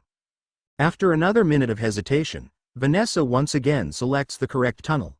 I try to keep my reactions as vague and neutral as possible, but I suppose my lack of protest is confirming her choices a bit. So long as her first choice is the correct one though, that's fine. With a bit more confidence, she continues down this tunnel, but as it curves gently to the left, I sense another spot of dangerous key approaching. At first, I'm worried Vanessa won't notice, but as we get closer, she slows down before eventually coming to a stop just 10 feet away from it. I think there's a trap here, she says. Is that so? She frowns at my non-answer and looks back at the trap. The key is almost a perfect square, right in the center of the path, though only about half as wide, so sticking to either side of the tunnel appears to be safe. About a minute later, Vanessa comes to the same conclusion, and eagerly sticks her foot out, touching the ground right on the edge of the hall. Nothing happens, so she continues to slide past, her feet almost parallel with the wall, taking up as little space as possible. Her approach is way overkill, but it works, and soon, she's past the trap. If you do that, you can get past it, she says. Though I bet you already knew that. Perhaps, I say, walking calmly along the other side on the ample walkway the labyrinth creators left. She frowns seeing how much space I had, but the frown soon turns into a proud smile. See, she says. I'm pretty good. A bit. I have to admit, she is a prodigy. Not to the point where I believe catching up to me is possible, but she's almost on the level of the dark-eyed boy. Out of curiosity, I turn back and gather a bit of key in my hand before tossing it onto the trap. As soon as it makes contact, the floor disappears, revealing a seemingly bottomless pit. A few seconds later, the illusion of solid ground returns. Oh, says Vanessa with a nervous chuckle. Good thing we noticed it. Will the other groups be okay? If they're lucky. I hope they're okay. Some of them are pretty nice. We move on, and Vanessa continues to lead the way. The key trail gets more subtle as time goes on, as do the traps, but she only gets more confident and decisive the further we get. By 10 minutes in, she's barely hesitating at all when we get to new branches, and diagnosing traps in seconds. However, as talented as she is at sensing key, she still has no combat experience, meaning that when we encounter the third kind of obstacle, she freezes up. At the end of the hallway in the biggest room we've seen yet, there's a giant black wolf waiting for us. 7. The wolf is laying down, asleep, and it's chained to a ring embedded in the ground in the center of the room. It looks mostly like an ordinary wolf, but as we creep closer, some differences become apparent. The most obvious one is its size. It's nearly the size of a horse with paws bigger than my head. The second is that it has 2 pairs of eyes, one where they should be, and the other right above them. The final and most subtle is that its lips seem to extend just a bit too far back on its head. When we reach the archway leading into the room, it cracks its left eyes open and looks at us. None of us move for a few seconds, then it slowly, almost lazily stands up and stretches. As it stretches, it opens its mouth in a yawn. Its mouth opens so wide it looks more like a snake's than a wolf's. Once it's done stretching, it shakes its paws, then sits down, staring at us with a look of curiosity. Its chain is too short for it to reach us while we're still in the hall, and it looks short enough that we might even be able to skirt around the edge of the room safely. Unfortunately, the wolf isn't chained to the exact center, and the far side is within its radius, and even more unfortunately, the path we need to go through is also on that far side. There are 2 other tunnels in the safe area, and as I look over, I see a new pair of people arrive at the edge of another archway. The wolf glances back and forth between both groups, then yawns again. It seems to have no intention of wasting effort trying to get us when it can't reach, but I don't miss how its eyes snap to me when I take a tentative step forward. It's guarding the way, and won't let us through. It's not especially strong, but it does have a little bit of key, and combined with its size and species, It's not going to be an easy fight. Of course, I don't actually have to fight it. I could just wait for the other group to get attacked and run by while they die. Or one of the other groups, I should say. Another pair just appeared on the other side. As soon as either moves, if the wolf thing attacks them, the other two will be able to slip by the side. I assume that's the intended way to get past it, because I don't see another way that humans without ki could get past it. That makes me a bit angry. What's the point of bringing all these people here if you're just going to kill 3/4 of them? Surely there are better ways of testing us, right? Do they just enjoy watching us suffer? Can you beat it? Calls a voice from my left. It's the energetic girl from earlier. Now that I'm getting a better look at her face, she's quite pretty, but there's something a little off about her. Despite the hundreds of deaths she just witnessed, alongside whatever else she's seen since entering the labyrinth, she looks extremely happy. Now that I think about it, Vanessa is unusually upbeat too. Neither of them are normal. I reply. Will you? She asks. I'm thinking about it. Okay. Please let me know when you've decided. Thank you. An unwilling smile tugs at my lips. Definitely not normal. After a few more seconds of contemplation, I decide to do it. Whoever organized this place clearly wants at least one of the 3 groups to die. Why should I give them what they want? I start walking forward, but stop when Vanessa grabs my arm. Be careful, says Vanessa behind me. Thank you, says the energetic girl. The 2 members of the 3rd group echo her. After a few seconds, I get inside what I estimate to be the wolf's range, but it still doesn't move. It's smart. Not that smart, but smart enough to fool some more reckless challengers. It knows how far it can move, and is pretending it can't reach me yet to try to lure me in further. A few steps later, it suddenly pounces. Fully expecting it, I dodge to the side, and it sails past. I had wanted to try to hit it on the side as it went by, but it's a bit faster than I was expecting. Not so much so that I'm in serious danger, but the fight is going to be more annoying than I thought it would be. I don't have a ki center right now, meaning that I can't use ki internally, meaning that I can't strengthen my body. I've kept myself in reasonable shape, so I can move pretty well, but the wolf is strengthening itself, so really I shouldn't stand a chance against it. The only thing keeping me alive is experience, but that's one thing I have in abundance, so I'm fine. It leaps again, but this time, I'm more prepared, and I'm able to gather some ki around my hand and jab it in the side as it flies past. It yelps and takes an additional leap away, leaking black blood from a shallow wound in its flank. The energetic girl cheers behind me somewhere, and the wolf starts circling more cautiously. We circle each other for a second or so until I realize what it's trying to do. It's trying to keep my attention while it subtly wraps its chain around my legs. Once again, a good tactic for someone more reckless, but it's nothing to me. I continue my circle, pretending I don't notice, waiting for it to make its move. It waits a little longer than I thought it would, but it does more or less what I thought it would do. It pulls back suddenly, making the chain go taut and swinging right through where my feet would have been before jumping forward at what otherwise would have been a prone me. However, I simply jump over it, and am waiting to meet its charge. It doesn't stop, lunging forward with its uncannily wide jaws showing off 3 rows of teeth, but I simply slide under and grab onto one of its back legs as it flies past. It tries to kick me off, and I let it, but not before gathering ki blades around both hands and severing as many muscles and tendons as possible on the way. When it turns back around to face me, it's limping, and no longer looks quite so eager to attack. It's not out of the fight though. It doesn't look like it wants to retreat or give up. Or perhaps it knows it has no choice. I wouldn't risk letting it live. We start circling again, though I'm much more relaxed now. I did underestimate it a bit, and my side is now throbbing where its foot hit me, but there's no blood and I'm otherwise unharmed.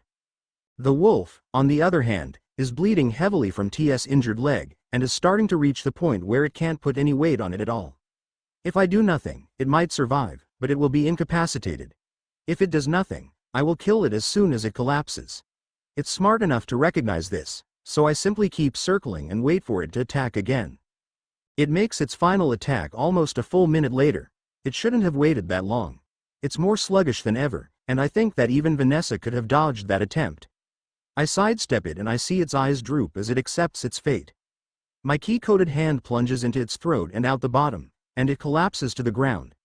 A few seconds later, its eyes close, and it stops moving. I hear a smattering applause led by the energetic girl as the others approach the wolf's corpse. Are you okay? Asks Vanessa, looking at my side. I'm fine, I say. That was awesome. Says the other girl. What's your name? Bella, I say. Cool. My cousin's name is Bella. I'm Catherine, by the way, but my friends call me Kate. Or Cat. I don't mind either. Nice to meet you. Can you teach me how to do that? I will not be teaching anyone, I say. Aw, man, she replies. I guess I'll just have to figure it out on my own. Thanks for that though. I was worried someone was gonna have to die for anyone to get past that thing. Someone would have if you weren't here, says a man from the other group. He looks to be about 30, and is utterly nondescript aside from his eyes. They're plain brown too, but there's a calm sharpness in them that I didn't notice before. I'm not sure if I would have died without you, but it's not a risk I would have been happy to take, so thank you. If you ever need any favors in the future, I owe you one. I didn't do it for you, I say before realizing how that sentence sounds. But it did me a favor nonetheless, and I'd like to be on your good side, if you don't mind. I don't mind, I reply. Then I look forward to the day that you decide you need my help, he says, nodding slightly. My name is Thomas. You can totally ask me if you ever need a favor too, says Catherine. You can ask me for 10 favors. I'll keep that in mind, I say. But for now, we should get going. You guys have been here longer than us, so your time is running out. Oh, good point, says Catherine. Why don't we travel together, then? 6 is better than 2. I don't mind, says Thomas. I'd rather not, but with only one exit, it's not like I have much of a choice. Fine, I say. The 6 of us move forward into the exit tunnel. While we walk, Thomas's partner, an older man who looks like a scholar, hands me his suit jacket to help wipe the wolf's blood off. I accept it gratefully and use it to try to get the sticky black liquid off my hands. My clothes are a lost cause, I'm afraid, but so are half the others, so at least I'm not alone. After about a minute, we reach a 3-way fork in the path. The left path is the correct way, the middle leads to something sinister, and the right has a key signature I haven't felt before, but it feels pleasant, vibrant. I'm calling in my favor right now, I say. What? Asks Thomas, turning around in confusion. Go ahead without us, I say. He looks confused, but Catherine just smiles and salutes. Yes, ma'am, she says. It's this way, right? She points to the left path. Maybe. What do you think? I ask, turning to Thomas. He frowns, but the older man with him nods. That is indeed the correct way, he says. I agree, I say. So go on without us. Okay, see you later. Kat walks confidently down the left tunnel while her partner, a mousy middle-aged woman, follows behind reluctantly. After a few moments of contemplation, Thomas sighs and nods. All right. I don't know if this favor is enough to pay you back though. It's plenty, I say, waving him off. Now go. Thank you again, he says before turning away. I offer the jacket back to the older man, but he just shakes his head and turns to follow Thomas. This is mildly annoying because I don't want the jacket anymore either. I wait for him to disappear down a curve in the left tunnel and then I toss the ruined fabric on the ground behind me. Why do you tell them to go ahead of us? Asks Vanessa. We're going that way, I say, pointing to the right tunnel. But didn't you tell them that the left tunnel is the right way? It is the right way. Then is one of the treasures down the right tunnel? It is, I say. Oh, she says, brightening up. Then let's go. We walk to the right. The tunnel is full of traps, but the further we go, the stronger the vibrant key becomes until we reach a new chamber. On the opposite side, there is a door from which the vibrant key emanates, but between us and it, there is someone waiting for us. 8. The administrator. The man waiting for us looks human, but something feels off. If I only saw his face, I would assume he was a victim of starvation, and if I only saw his body, I would assume he was an athlete. His hands and feet are as thin as his face, and look oversized compared to the rest of his body. There is a chain around his ankle, binding him to the ground, but there is enough slack that his movement probably won't be too inhibited. Based on his key, he's around what would have been known as first-rate back on the old Earth. Welcome, aspirants, he says in a hoarse voice. Hello, I reply. Are you guarding the way forward? I am, he replies. I look at the door behind him, wondering if there's any way to get past him. He's nowhere near as strong as I was, but he's nothing to scoff at either. If I had even a basic key center, I could take him on without issue, but as I am now, it wouldn't be easy, if it's even possible at all. I'm not completely removed from my peak, since I was an assassin not long ago, but my martial arts are definitely a bit rusty.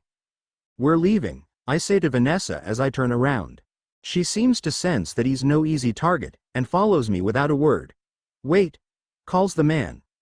I guard this door, but you don't have to fight me. I pause, and turn around slowly. What do you mean? I ask.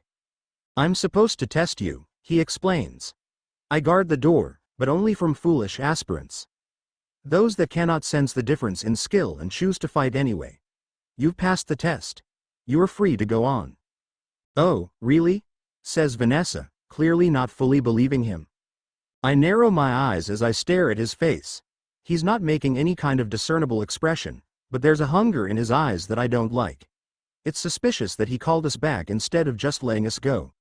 Perhaps it truly was a test of our senses, as the rest of the maze has been, but still, the look in his eyes. Why did you call us back? I ask. Why not just let us go? Are you obligated to grant us the reward if we pass the test? Not obligated, he says. But it would be a shame for two talented aspirants to miss out on such an excellent reward when they've already passed the test to receive the reward. I glance down at his manacled ankle. Why are you chained up then? Sorry, he asks. If you were simply guarding the way forward and testing us, why do you need to be chained up? It's part of the test, he responds with a weak smile. It shows how far I can move, making me seem more like a stationary obstacle. If I wasn't chained, would you have been so quick to turn your back to me and leave? He does have a point. If he was free to roam, I would probably assume that I have to fight him. With no limiter on his motion, he could follow us out of the room and into the trap-filled hallways. It would be incredibly foolish to turn my back to such a powerful foe like I did just now. If you still don't trust me, why not Santa and chat for a while, at least? He continues. My name is Jin Jinlon. I'm a climber like you, though right now I'm working as an administrator. I heard your batch is from outside the tower, right? Even my common knowledge could be useful to you. And even if you decide to leave afterward, just talking for a bit would still be worthwhile, no? I contemplate for a moment, then turn back and stop at the entrance to the room. I lean against the doorway, just a bit outside of his reach, and stare him down. All right. What is this tower anyway? The tower is the tower, he says, and before you get angry, I honestly don't have a better explanation than that. It just is. We climb it, hoping to reach the top to achieve our dreams. There are trials we must pass. Growth we must achieve. That's it. How big is the tower? I ask. This is supposed to be the bottom floor, right? Why is there sky? There is no sky, he replies. That is just the ceiling. Flight isn't usually possible at this level, but if you could fly straight up, you would reach a hard barrier. All the floors are like this except the top floor, which is said to be open to the sky. I've never been there though, of course, and I've never met anyone who has. Ascendants are few and far between. How many floors are there? 128. Wow, says Vanessa. What floor did you reach? I was only able to reach the third. For a moment, there is a deep sadness in his eyes, but it vanishes as he begins speaking again. But that's why I'm here, working as an administrator. Hopefully, I'll be able to get strong enough to make another attempt at climbing. You were only able to reach the third floor? I ask. Is it that difficult to climb? For those without talent like me? Yes. I wouldn't exactly call him talentless. Reaching first rate isn't something most people can do, and he still seems to have plenty of room to grow. Then again, while first rate was somewhat impressive on Earth, if Ganyu is anything to go off of, it's basically nothing for those within the tower. And if he could only reach that high despite living here with the dense key, perhaps he truly is lacking in talent. Still, not being able to pass even the third floor with first-rate martial artist skills is concerning. I should be able to reach that level within a month, but even if I return to my peak, it's possible that power level would only take me to the 10th floor or so. I have a long way to go before I can reach the top. You said you were an administrator, I say. We have an administrator guiding us through the trials. Are you the same as him? Not quite, says the man. The one guiding you is probably much stronger than me, which is why he was given a larger responsibility. I'm not strong enough to handle the ones from the tower's established forces, so I'm here, assisting with trials. We are probably both here for the same reason. If at any point, a climber feels they have reached a wall and cannot go on, they can return to the first floor to work as an administrator. While the key is less dense down here, often what we need is not raw power, but enlightenment, and that is easier to get through teaching than through practice. You'll find that most administrators are more like your batch leader, and are those who have reached higher floors and feel they are missing something. People like me are rarer. The sadness returns to his eyes. Most people who reach a wall in the earlier floors don't fully realize it, and try to keep pressing forward. They usually end up dead. I should be dead as well. I'm only alive because my companions sacrificed themselves to save me. I realized that I couldn't go on like that anymore, which is why I've come down here. So the administrators are failed climbers. Not failed, he replies. Just stalled. There have been instances where people who worked as administrators were able to continue their climb and become ascendants. It is rare, but possible, and that hope is what keeps so many climbers coming back here. I see, I say. So you're simply here to test us? Yes, he says with another smile. And you've passed the test. You're free to go on, if you can trust me. I won't stop you. You've already proven your discernment, which is all I was testing. And while I may still seem suspicious, you won't want to miss out on the treasure in the room behind me. What is the treasure? I don't know. Then how do you know that we won't want to miss out on it? Because it's a treasure designed to be a valid reward in case you failed the discernment test, but defeated me anyway. A climber without OM defeating a third-floor climber is truly an impressive feat. The reward doesn't change by not fighting me. You just got it the easy way. I stare at him for a few seconds longer. I still don't trust him. The hunger in his eyes is still there. Perhaps that's just his desire to grow strong enough to continue his climb, but I'm not so sure. On the other hand, if the reward is something fitting for defeating him despite the difference in power level, it should be pretty good. I'm not sure if it's worth risking my life for, but if there really are 128 floors, I'll want all the help I can get.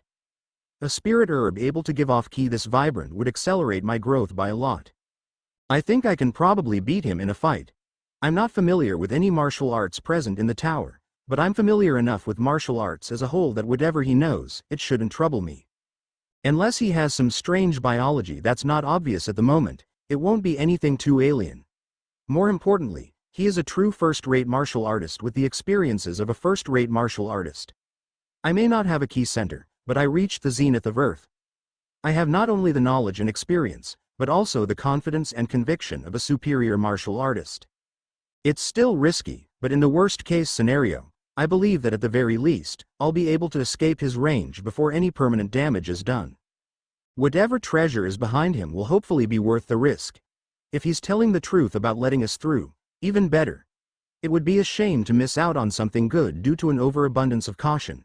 Before I express that resolution though, there's more information I can get from him. Are all the floors like this one? No, not at all, he says, shaking his head. The first floor is unique. This maze trial is more similar to what you'll encounter on higher floors, but even then, you won't be forced into it like you were here. Each batch in the first floor has to go through 2 to 4 trials, and after that, you'll be given some opportunities. You'll hear a better explanation from your batch leader when you finish this trial, but basically, the first floor is highly controlled, while the upper floors generally aren't. I see. So the tower is a series of trials like this one, and you have to pass them all to reach the next floors? Upper floors generally only have a single trial, explains Jin. That's another way the first floor is unique. Also, calling the tower a series of trials is a bit misleading. It is technically that, but each floor is like its own world. You can, of course, simply take each ascension test as you reach it, ignoring everything else around, but you may miss out on treasures, companions, and important information. I see. I continue barraging him with questions for the next half hour, learning as much as I can about the tower. Most of it is simple information, such as the different races of people living within the tower, the number of people, the powerful families, and so on. It's information that I would have probably been able to get elsewhere, and information that I will need to verify firsthand to truly understand it, but it's all interesting. I'd like to keep asking more questions, but I don't know how much longer this maze is, and I can tell that both Jean-Lon and Vanessa are starting to get a bit tired of all the questions. Thanks for all the information, I say after he finishes up a description of the differences between a few of the major clans. I think we need to get going soon. I'm not sure how much further we need to go to reach the end. You're not going to get the treasure? Asked Jinlong, looking a bit too disappointed. I will go for it, I say. Vanessa turns to me in surprise. It seems that she too noticed that there's something off about Jinlong. You will? She asks. Yes, I say. But you stay here. No matter what happens, don't enter the room. I'm not going to hurt you, says Jinlong. As I said, you passed the trial. I have no reason to fight you anymore. I don't believe that. The hunger in his eyes is back and stronger than ever. He really wants us to go for the treasure, and I can think of 3 possible reasons. First, he truly does just want us to have the treasure. Second is that he wants us to get the treasure so he can take it from us on our way back. Third, he just wants to kill us. The first is the least likely, but if it turns out to be the true option, then there's no point in turning down free treasure. The second is the most likely, in my opinion, in which case, I'm interested to see the treasure. If he's trying so desperately to get it, then it must be good. Ganyu did mention that we could find things that even he would covet in here. I doubt this is one of them, but anything a first-rate martial artist would covet is something that would be useful to me as well. If it's the third, well, I'm confident I can at least retreat safely. Don't enter the room, I repeat to Vanessa. All right, she says, looking nervous. Are you sure though? It'll be fine. I turn to Jinlong and take a step into the room. He backs away and moves to the side, probably in an attempt to look less threatening, but the look in his eyes never vanishes. I walk further into the room, and he doesn't react when I enter his range. I walk a bit further, pretending to be less conscious than I am, but he still doesn't move. When I reach just beyond the halfway point though, right as I'm beginning to think he might really just want me to get to the treasure, he suddenly dashes at me, arms outstretched. 9 The cat. His body is infused with ki, so although I was expecting it, I barely managed to twist out of the way. Bella, shouts Vanessa. I'm fine, I call back. Jinlong continues his assault, and I continue dodging by just a hair. I haven't taken any real damage, but I am getting a bit bruised, just from the sheer amount of ki he has radiating from him. I underestimated him. He is indeed only first-rate in skill, but he has much more ki than a normal first-rate would. It seems like my third theory was correct. I have no idea why he's so intent on killing us, but it's highly unfortunate. I want to retreat back to Vanessa, but Jinlong is too fast. I would never make it if I ran, and I can barely avoid his strikes backing up. I'm not sure I can safely maneuver around him. If I want to get back to Vanessa, I'll have to defeat him. But I don't have to do that now. Right now, he's pushing me back toward the opposite archway, straight toward the treasure. Maybe I could fight him now, but what if the treasure is a weapon? That would make things much easier. And if it's not? Well, whether I fight him now or in an hour, it doesn't really change anything. I let him push me back further and further. His eyes get more desperate, and his attacks get wilder, but that only makes him easier to evade. When I'm only a few feet from being out of his range, he tries to dive at me and wrap me up, but I saw that coming. I take a half step in and deliver a kick to the inside of his knee, causing it to buckle slightly, ruining his jump. I use his brief moment of imbalance to dance back the last couple steps into the far hallway. Bella, shouts Vanessa again. I'm fine, I repeat. Just stay there. Get back here, says Jinlong, leaning forward, the chain taut on his ankle. No, I say. Why are you trying to kill me? Come back here and I'll tell you. I glare at him for a few seconds, then look past him at Vanessa.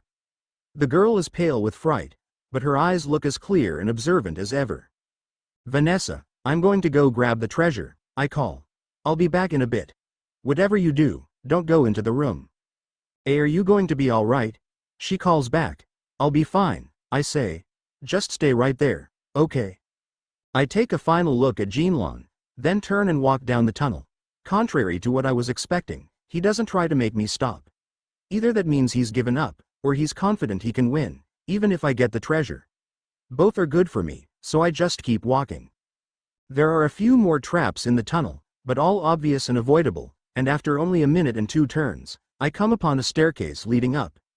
At the top, there's a door, and I can tell that whatever is producing the key is just behind it.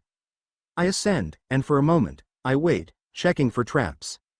After confirming there aren't any, I open the door and enter. The entire room is just a circle with a flat ceiling. The only entrance is the door I just came through, and the room's only notable feature is a white pedestal with a simple wooden chest on it. The key around the chest is intense, and has the same vibrant quality of the key I felt leading me here, but as I approach, I realize that it is the chest itself producing the key, not the contents. I suppose that makes sense. It's meant to be a test, but some treasures likely don't give off enough key to be properly detected, so they use the chests to make it more fair.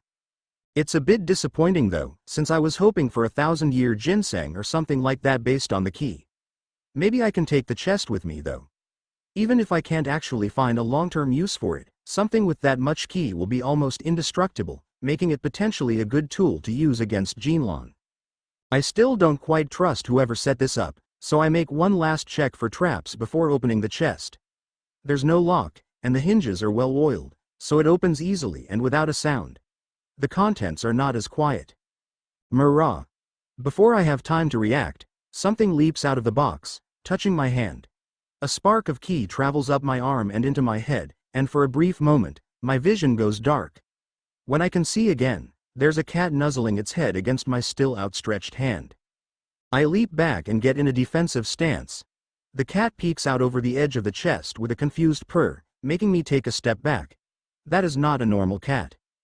The most obvious abnormality is its eyes. It has two ordinary yellow ones, and then a third in the middle of its forehead, this one with a purple iris and black sclera. It hops out of the chest and onto the pedestal, revealing that it also has 3 tails. While clearly supernatural in some way, those features alone aren't what makes me react like this. Rather, it's the key. It looks like a kitten, but it has more key than Jinlong, and there's something incredibly unsettling about it. I can't tell what it is, exactly, but it makes me feel like there's a colony of ants living under my skin. When I look into its third eye, I feel intense vertigo, and I have a feeling that staring for too long could be dangerous, fatal even. It jumps to the ground and starts approaching me, and the skin-crawling sensation gets worse, so I back up even further until I'm right at the doorway. It doesn't look like it intends to attack me. In fact, it looks quite friendly. I'm still not going to let it get close. I don't like how it makes me feel, and I'd prefer if I never saw it again. After a moment's hesitation, I back out a bit further and close the door. Murrah! I hear its call, muffled through the door, but I ignore it. It should be fine there. Whoever put it there will come to pick it up later. I'm sure it's one of those treasures Ganyu mentioned. Probably even a really good one, considering it was past Jinlong, who should be unbeatable for keyless humans. I don't care. I don't want that thing anywhere near me. I turn around and descend the stairs, hearing it scratch at the door behind. It has a lot of key, but those doors were sturdy. For something that small, it would take a while to break down the door, and by then, I plan on being long gone. The further I get from the treasure room, the weaker the unsettling feeling gets, and I begin to relax. That only lasts about a minute though, because then the feeling starts getting worse again. I speed up, but then freeze in place. I can feel something up ahead. It's familiar, but it can't be. Murrah! The cat walks around the corner, and when it notices me, it starts running. My first instinct is to turn and run away, but I stop myself. It won't help. Even if I do outrun it, the only thing left that way is the treasure room. I tense my body as it takes a flying leap and lands on my chest. It scrambles up until it's sitting on my shoulder, then starts purring and rubbing its head on my shoulder. Oddly enough, as soon as it touches me, the unsettling feeling vanishes, as though it was never there. The cat's key is still there, but it feels ordinary. Frankly, that's even more unsettling. I freeze in place, letting it rub its head against mine for a full minute, then I gingerly raise my hand to touch it. I gently stroke its back, and it starts purring. Good kitty, I manage. For another minute or so, we stay like that, and I begin to relax a bit. Then, I flinch as I feel its tongue on my ear. I reach to gently try to pull it away in case it starts biting, but my hand closes on empty air as the cat leaps back to the ground and starts walking forward. Despite no longer touching the cat, the unsettling feeling thankfully doesn't return. Another sense of danger does though, as the cat continues on, straight on the path of one of the traps. Wait! I call out, reaching for it, but I'm too late. One of its tails slips through my hand as its paw sets down on the danger zone, and nothing happens. It walks straight through the place where I sense the trap, and out to the other side, unharmed. Tentatively, I gather a bit of key in my hand and toss it onto the ground where it just walked. Immediately, long, thin, metal spikes shoot out, stabbing 3 feet into the air, their tips dripping a foul-smelling viscous black liquid. After a few seconds, they retract again. Meanwhile, the cat continues walking, stepping over yet another trap without activating it, only stopping when it reaches the bend in the hull, at which point it turns around and looks at me. It stares at me, its yellow eyes full of confusion, and its black and purple one giving the impression it is staring into my soul. I shudder, then make to follow, skirting around the traps it seems to be immune to. Whether the traps are only set to activate for people, or whether there is simply something about the cat that makes it immune, I don't know. Seeing that I am following, it turns the corner, continuing down the hall. Or at least, that's what it looked like it was doing. However, when I turn the corner, there's nothing there.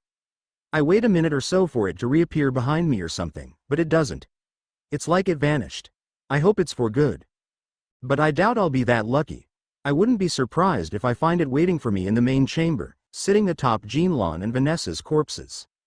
I don't like that mental image, so I stop wasting time waiting and hurry forward, moving as fast as I dare with so many traps around. Fortunately, when I return, the other two are alone, and the cat is nowhere in sight. Vanessa looks visibly relieved when I reappear, but something is different about Jean-Lon. The hunger in his eyes is still there, but it's overwhelmed by something else. Fear? Desperation? I can't tell exactly what it is, but he looks like he's taking things more seriously this time. As soon as I round the corner, he gets in a fighting stance. It's a simple stance with one leg slightly forward, and both arms raised to protect his face. He is standing right in the middle of the room, making it clear that he has no intention of letting me pass.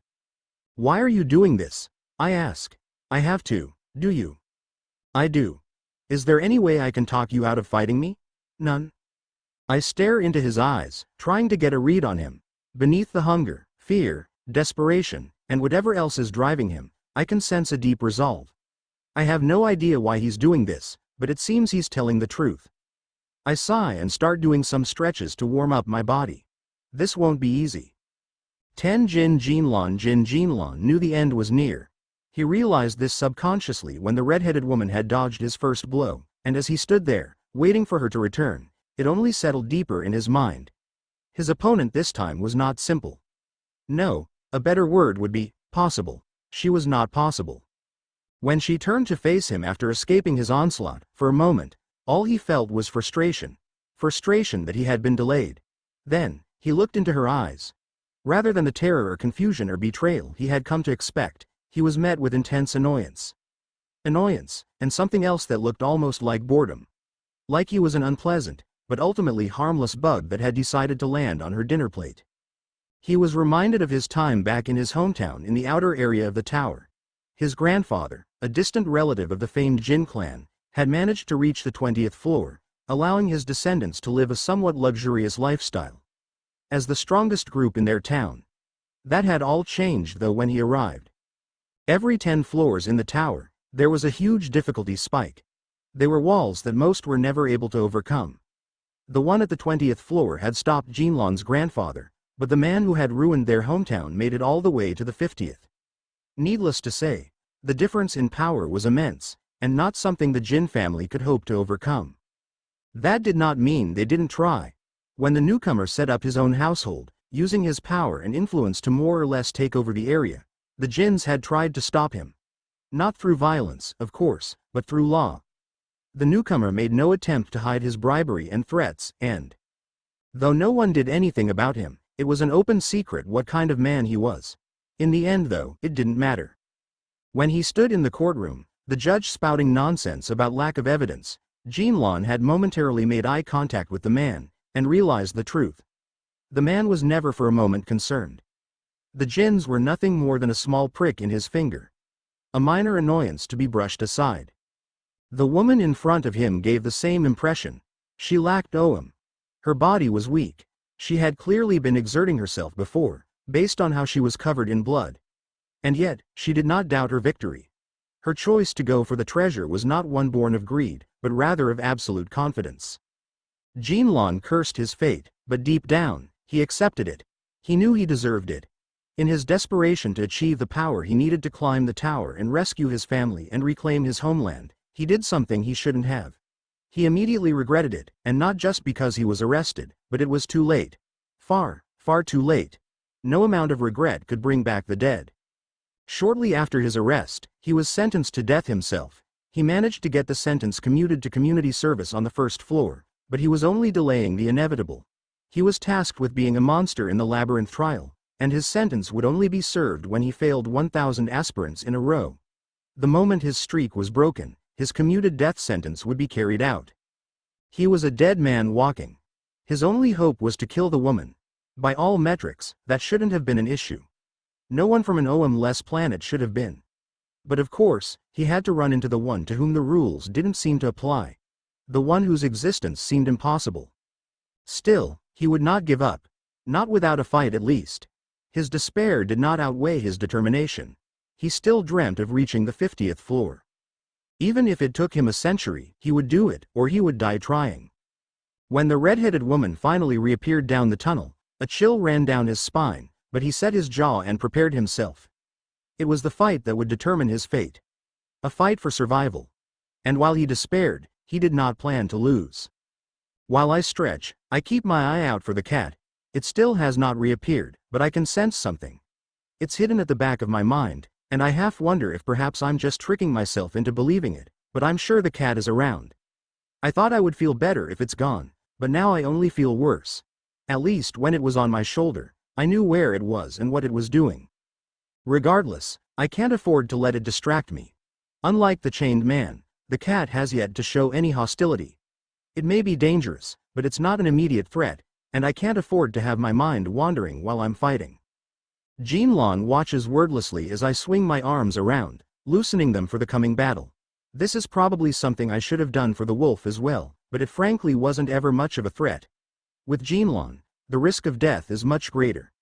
Not that I expect to lose, but the margin of error is much smaller. When he attacked earlier, I got a good measure of his skill level and fighting style, which only makes me more confident. He is skilled, yes, but his martial arts do not fit him. He has a strong body, a long reach, and his key techniques make the most of that, but his mental attributes are antithetical to his style. His build and talents are best suited toward being a calm, collected counter-striker, but his personality and emotional volatility make him more suited to be a more reckless brawler. He appears calmer now than he was earlier, but I can see it in his eyes. He will lose his cool again, and when he does, any chance of victory will disappear. In order to facilitate this, I take my time stretching. I'm in no rush. While we are on a timer, I doubt it will be very strict for how quickly we're moving. The 8 hours is for people who are not like me and Vanessa, able to choose the right path every time and avoid traps while hardly trying. Honestly, with how long we've been moving, it's likely that we're near the end. Taking an extra few minutes for this won't hurt. Well, it won't hurt us at least. It's doing a number on Jinlong's mental state though. It looks like he had resolved himself to fight me as soon as I returned, but with every minute I spend acting nonchalant, that resolve crumbles a bit more. Scared? He asks, a bead of sweat running down his temple. No, I say casually. I just don't want to pull a muscle. Jinlong smiles, probably trying to seem confident, but it's unconvincing. You're only delaying the inevitable. You have no OM. You. He stops and his face pales as I gather a small amount of ki and toss it at him. It's about all I can gather at the moment, and without a ki center, it dissipates as it gets near him, but it still reaches him, ruffling his clothes slightly. What did... Wah. How did you do that? I smile as I turn to face him, bouncing on my toes. His confusion is understandable. While it was simple, what I did should not even have been possible for a first-rate martial artist, let alone one without a ki center. The concepts at play require an understanding of ki that is usually only possible after reaching the peak realm, the one just past first rate. I can almost see his mind short-circuiting. With that, the mental battle is won. I don't respond, instead walking toward him with my hands raised. He takes a nervous step back, and my smile widens. He takes another step back, but then realizes what he's doing. After a moment of hesitation, he steps forward again, getting in range, and then the physical battle begins, and it hurts. While I'm confident I can win, it's a simple fact that he has too much ki for me to do so unscathed. With every strike that I dodge, I get a bit more battered.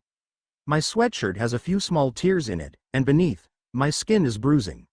It's nothing a few hours of ki meditation won't fix though, so I make sure to maintain my smile, not letting him think for a moment he has any advantages. He is much faster than me, but his moves are so obvious and telegraphed that dodging is no problem. Counterattacking is a bit trickier, since his openings are narrow, but after 30 seconds or so, I get a feel for his rhythm and aim a short kick to the inside of his left knee. His eyes widen and he mobilizes his ki, nullifying the attack and sending pain shooting up my shin. Out of the corner of my eye, I see Vanessa biting her nails in nervousness, but I ignore her. Despite how easily he blocked my attack, everything is still going according to plan. His defense is even sloppier than his attack, wasting far more ki than he needs to. He has a lot of ki, but at this rate, he will run out within a few minutes. Probably less, since he'll no doubt start getting desperate and wasting even more soon. A few seconds later, he does just that. As my sense of the bottle's flow improves, my movements only get more fluid, his attacks getting even further from making contact, which in turn, makes him try harder, making him even easier to read, and therefore easier to dodge. The vicious cycle continues, Jinlon spiraling further and further out of control until finally I have a good opening. He throws a wild haymaker, overextending beyond anything he's done before, and I step in to take advantage. I lift my leg to kick at his knee as if trying to hyperextend it like I did before. He quickly moves back, reinforcing his knee with ki, but I had been expecting that. Rather than continuing with the kick, I plant my foot on his now stable knee and push off the ground with my back foot, bringing my other leg up until my knee hits his nose. With a satisfying crack, I feel his nose break, and he stumbles backward, blood pouring down his face. It's the first significant blow either of us have landed, and both of us know it signals the beginning of the end. Jinlon stares at me for a moment, and then does something I didn't expect. Suddenly, his ki surges, and he dashes toward me. Freaking dumbass. Why the heck is he using his innate core ki? Is he suicidal? For the first time, my smile vanishes, and I'm forced on the defensive as he unleashes a barrage of attacks, faster and more powerful than before. I duck the first punch, sidestep the second, turn my body to let the third slip past, then leap backward to avoid a low kick, then further to escape a spinning back kick, but the wave of ki coming off that last attack forces me off balance, and when the follow-up punch comes, I don't have time to dodge it. I raise my arms to block, and his fist smashes into my forearm, snapping it, before continuing forward and striking my chest, sending me flying backward toward the tunnel. 11 The sword. Bella, screams Vanessa as Jinlon's fist hits me. The blow completely knocks the wind out of me, and my arm feels like it's on fire, but I grit my teeth through the pain as I let the force of the blow carry me backward. I land in a roll, using my good arm to spring back to my feet and continue my backpedal. Jinlon is still charging forward, trying to take advantage of the damage he's just done, and I have no intention of letting him. Fortunately for me, I don't have far to go. I manage to retreat all the way to the archway, just out of high reach. As with the last time I escaped here, he makes a last-second leap, trying to grab me, but he is stopped when the chain on his ankle pulls taut, killing his momentum and sending him falling to the ground.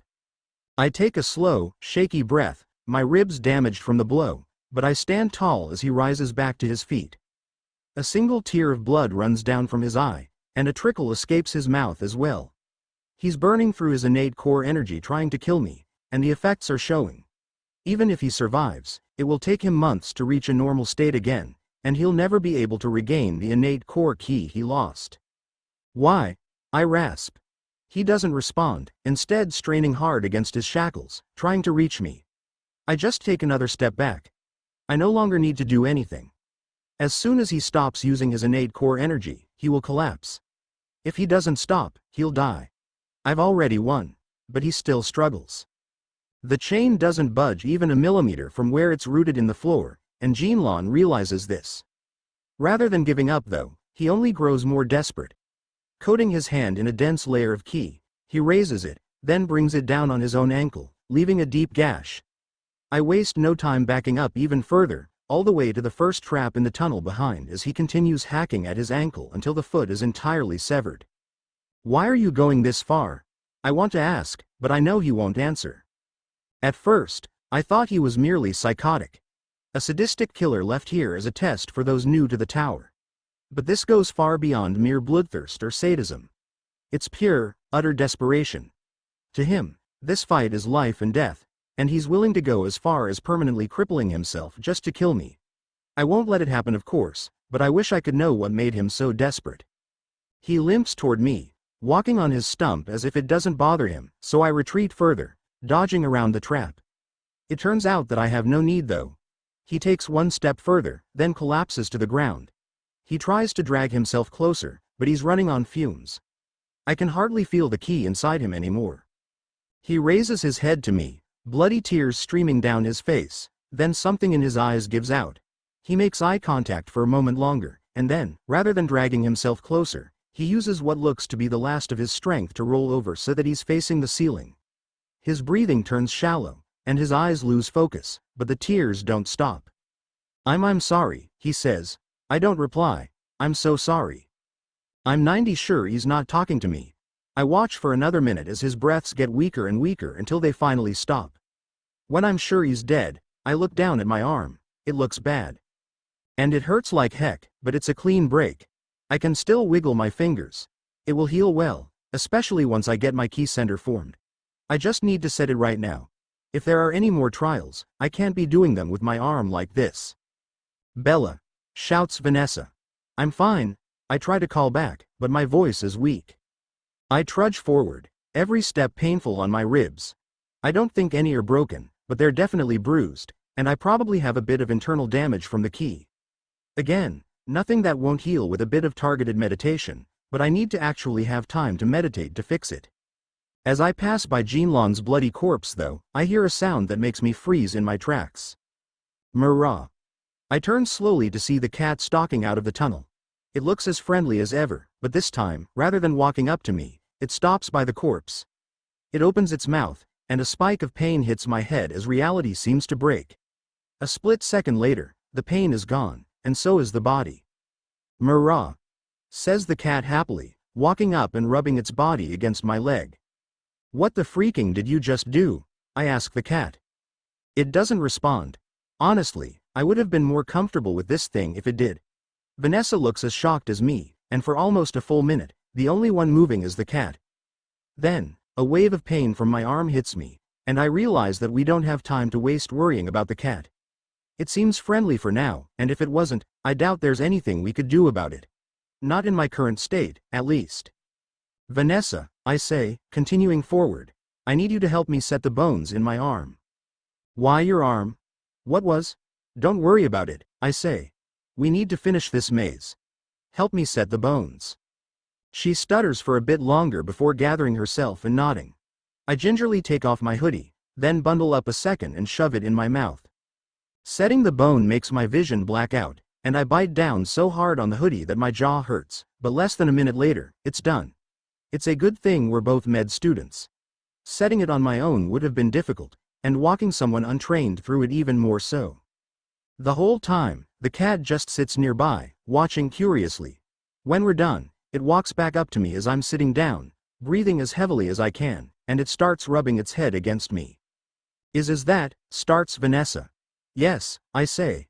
This is the treasure. What is it? I wish I knew. We sit in silence for a few minutes, then Vanessa reaches her hand out to pet it. It leans into her hand, and soon, it's over with her, sitting in her lap as she pets it. It's kind of cute, she says. It just ate a man. The cat purrs happily. Yeah, but it seems friendly to us at least, says Vanessa. And it's cute. I'm going to sell it when we get out. What? Why? What do you mean, why? It's dangerous. And also valuable. I don't think we were actually supposed to get it. Ganyu said there were things here that even he would pay good money for. This is probably one of them. I guess, says Vanessa, frowning. But if it's that valuable, why not keep it? We can just train it not to eat people. If you want to try to train it, be my guest. I don't want anything to do with it. Really? If you fail though, I'm selling it and keeping all of whatever I get for it. Deal, says Vanessa instantly. We sit for a few more minutes before standing up and getting ready to leave. I take my hoodie and try to tie it into a sling, which Vanessa notices and helps me. It's not perfect, and it would be better if it was splinted first, but as long as I don't jostle it too much, the pain is bearable. We start walking back down the tunnel to where we split off from Catherine and Thomas and the others, but after no more than a few dozen feet, we come to a side tunnel that I'm certain didn't exist before, and down it, I sense something familiar. Vanessa doesn't realize why I stopped at first, but after a few seconds, she senses it too. It's the same vibrant key that the chest with the cat in it held. As I notice it, I realize I never grabbed the chest from the other room. The cat spooked me so much that I completely forgot about it. It's not that far back, and I could go get it again, but it's honestly not worth it anymore. Is that another treasure room? Asks Vanessa. Probably the real treasure room, I say. The one we would have gotten if we had actually just turned around instead of fighting Jinlong. Oh, that makes sense. We make our way down the tunnel, and a minute later, we're in another treasure room. It's identical to the one with the cat, but the chest is much different. It's about 3 feet long, and half a foot wide, and only a couple inches deep. I sigh when I see it, and sigh harder when we open it and see what's inside. A sword, says Vanessa. It looks like a Chinese jian.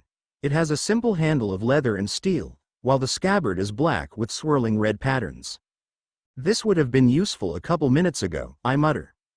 Why did the cat have to be the one in the far room? If it was switched with the sword, I wouldn't be injured right now. The fight would have been over in seconds. It wouldn't really have even been a fight at that point.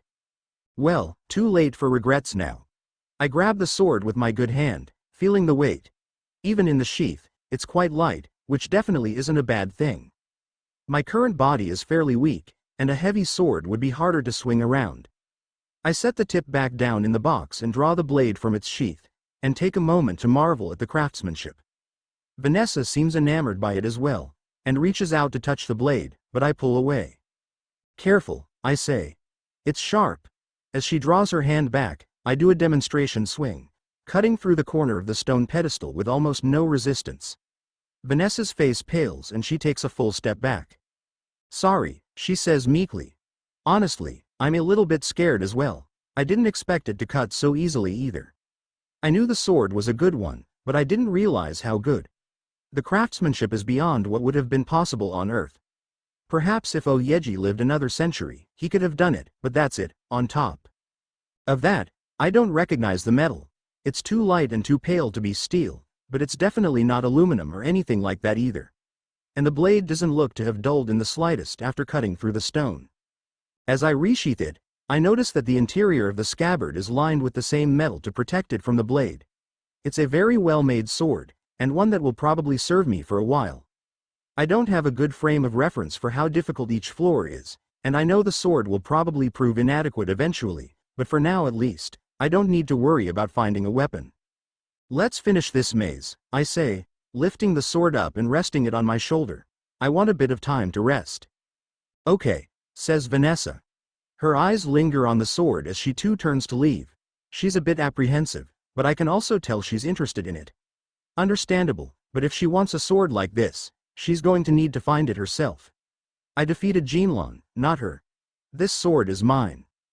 At the start of the journey, the cat takes the lead, almost causing Vanessa to die as she nearly follows it over a trap. However, after a few minutes, the cat vanishes again, leaving us alone. Then, later, it reappears. I have no idea where it goes when it does this, and I'm not sure I want to. After another 15 minutes of travel, we come across another fork, and sense a familiar key. The exit is down the middle path, but the rightmost path contains the same vibrant key as before, though this time it's muted. We follow that route to check, and though we do find a treasure room, the chest is empty. I'd assume one of the other two pairs took it. Based on the lack of blood in the maze, I'd guess that whoever got it, it was decided peacefully. We exit the room and return to the main path. There are 2 more treasure rooms along the way, both already empty, but we check them anyway, and after another half hour or so, we finally arrive at a grand double door, similar to the one we entered in. My entire body is aching at this point, so I'm more than happy to finally be done. It's getting a bit hard to breathe, and I need to sit down and meditate to heal before any real damage is done. Vanessa pushes the door open, and as we hoped, we're greeted by another tunnel, identical to the one where we entered in. A couple dozen of the people who entered before us are already out, resting and talking amongst themselves. On the far side of the tunnel near the exit, Ganyu stands, watching with his same cold expression, and next to him stands someone new. She is one of the odd humanoid races I saw on our way in, with marble skin, great feathered wings, and 4 golden eyes. Her expression is stern, and I feel like if she wore glasses, she would look a lot like my former calculus teacher. More importantly, the way she's standing, and her apparent lack of ki make one thing very clear: she's on the same level as Ganyu. No, by the way he seems to be deferring to her, she might be a level above. Her level of ki mastery must be at a realm that I cannot even fathom. As soon as we exit, her gaze meets mine, and Ganyu leans over and nudges her, whispering something I can't hear. She nods, then starts walking toward me. 12 cleansing of meridians. I don't sense any hostility from the angelic woman, but I do feel a strong sense of apprehension. I know I've already given up on not standing out, but after talking with Jinlong, I kind of regret my choice. It's only been a few hours, and the attention is already getting annoying. As she walks closer, I notice her eyes occasionally flitting down to the cat, which is sitting at my feet. All the other people from Earth are doing the same, though unlike her, they look a bit scared. Hopefully, that means she's interested in it, and I can sell it off. "Arm," says the woman when she reaches me. Her voice is deep and smooth, but with a sharp edge that reminds me a bit of an army drill instructor. "Sorry," I ask. "Give me your arm," she says. "Either one. I'll heal you." If she wanted to hurt me, I doubt she'd do it so obviously, and while I obviously don't trust her yet, I see no reason to refuse. I let her take my good arm, and as soon as her skin touches mine, a flood of ki enters my body, rapidly repairing the damage, not only in my arm and ribs, but also the rest of my body, removing muscular fatigue and even fixing that spot in my lower back that kept bothering me when I sat around for too long. In addition to the healing ki though, something else enters my body. It's small and nigh imperceptible, but it's also distinctly not healing. It travels up my arm and into my body, settling behind my navel, right where my ki center will be. I can't tell what it is, and while it doesn't feel harmful at the moment, I don't like having a foreign ki object in my body like that. I look up to see her staring intently at me, as if waiting for a reaction. I don't give her one, of course. Even a master of ki shouldn't have been able to notice that. The only reason I did is because of how familiar I am with ki healing. "Thank you," I say, stretching out my now healed arm. "You're welcome." She turns her eyes to the cat. "I see you've gotten a void beast." "Is that what it's called?" "Yes," she says, nodding. "You are quite lucky. Tamed void beasts are incredibly rare. Would you be interested in buying it?" "What, Bella?" exclaims Vanessa. "You said I could train it? I'm just feeling out potential buyers in case you fail." The angelic woman narrows her eyes. "You have no idea what you're saying right now. You can't just sell a void beast. Not when it's already bonded to you. And even if it was possible, I wouldn't take advantage of your ignorance. Tamed void beasts are very useful. You might not understand now, but in the future, you'll feel foolish for even suggesting selling it." "Maybe. I really don't want to take care of a pet." She stares for a few more seconds, then sighs. "When you begin lessons, you should seek out Nadia, another one of the administrators. She will be able to help you understand better what you're dealing with, and how to take care of it properly." "Lessons?" I ask. "They will be explained after the second trial concludes. For now, just rest." Without waiting for my response, she turns around and walks away, returning to where Ganyu is. With her gone, I look for a place to sit down. There aren't that many people out yet, so there's plenty of room along the walls. I try to find a place as far away from everyone else as possible, but I should have known that would never work. As soon as I sit down, I look up to see Catherine approaching. "Can I pet your cat?" she asks. "I don't care," say with a shrug. "Yay." About a minute later, I realize that I shouldn't have agreed to that request. I have opened a door I shouldn't have, and now there are almost a dozen people crowding around me and cooing at the cat. It's enjoying the attention quite a bit, laying down belly up, almost hidden underneath all the hands reaching in to pet it. I try to slide out of the way so I can have a bit more peace, so I can meditate and find out what the thing the angel woman put inside me is, but as soon as I move, the cat notices. It wriggles out of the mass of people and trots over to me, laying down a foot away, and the crowd follows. All right, that's enough, I announce. I want to take a nap. All of you, go away. They glance between each other as if debating the merits of angering me to pet the cat, but all except Vanessa and Catherine ultimately back off. I'd prefer if they left too, but at least they got the hint, and they're being quiet.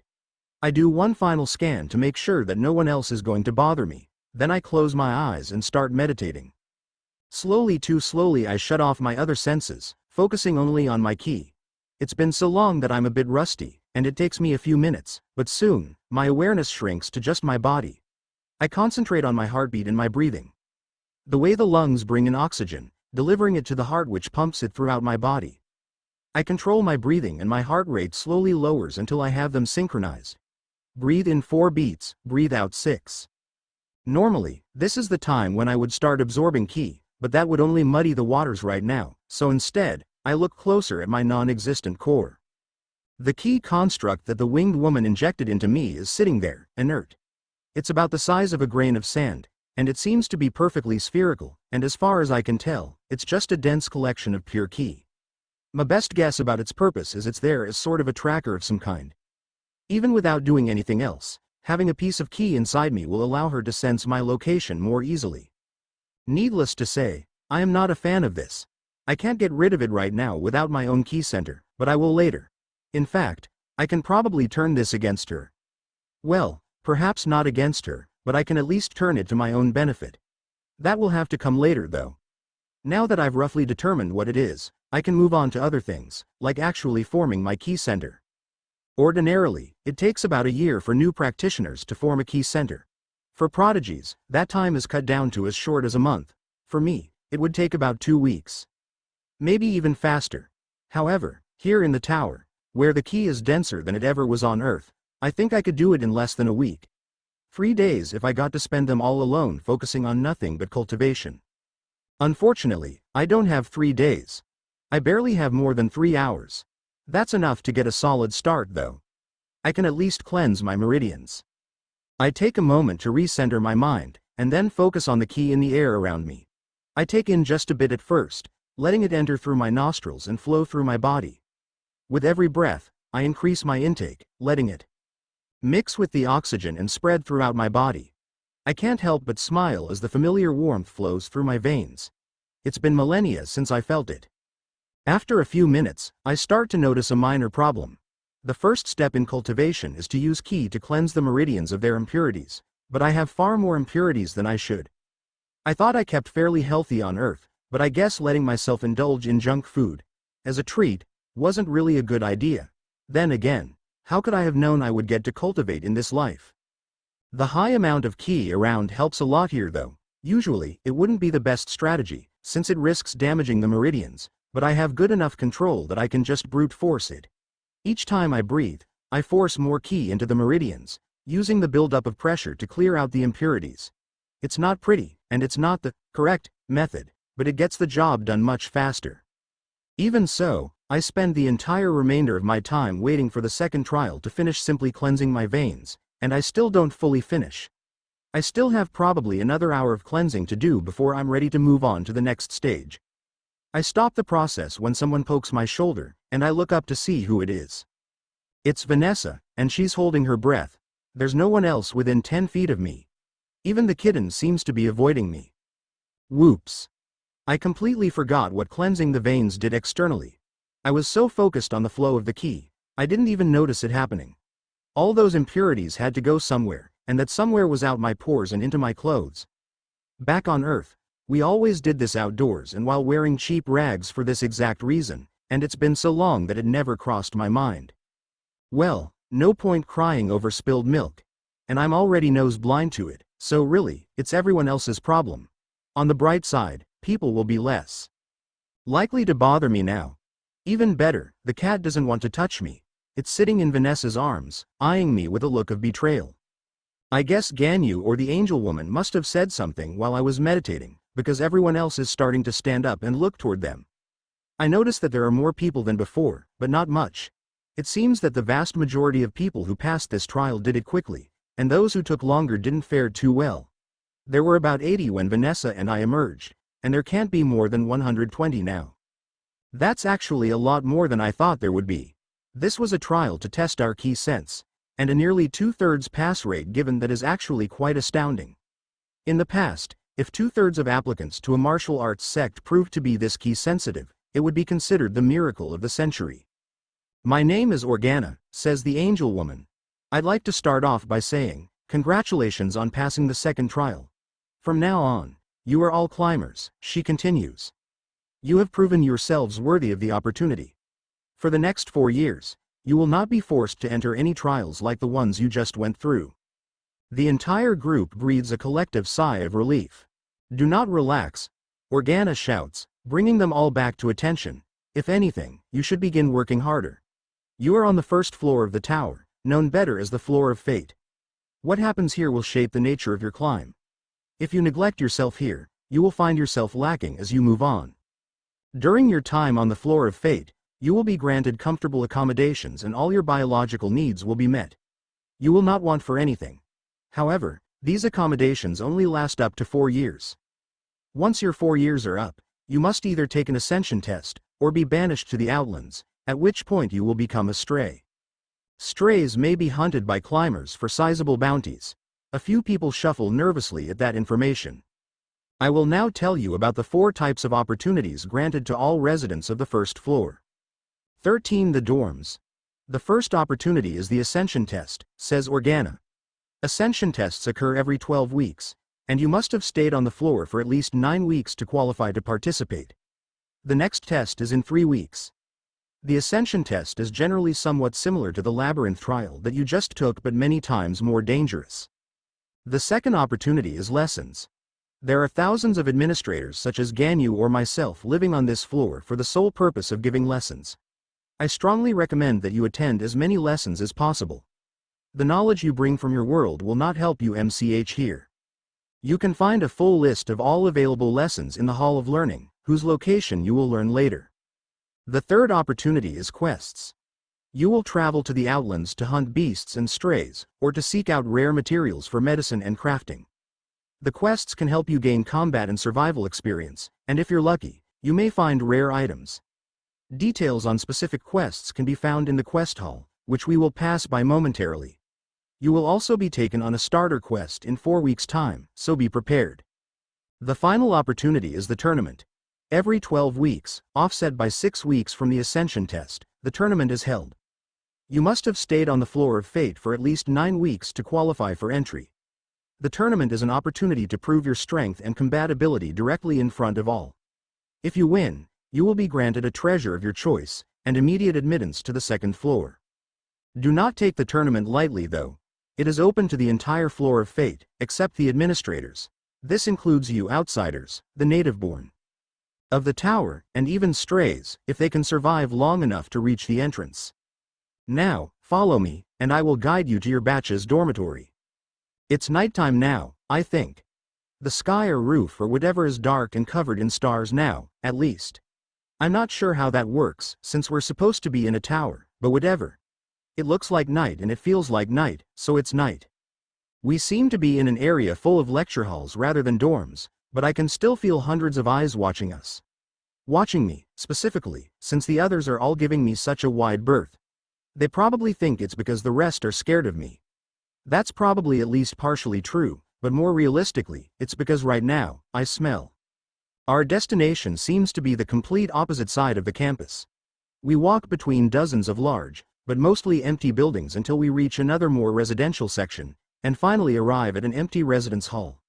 It looks less castle-like than many of the other buildings, but it still has round towers on each corner, and it's made of thick stone blocks.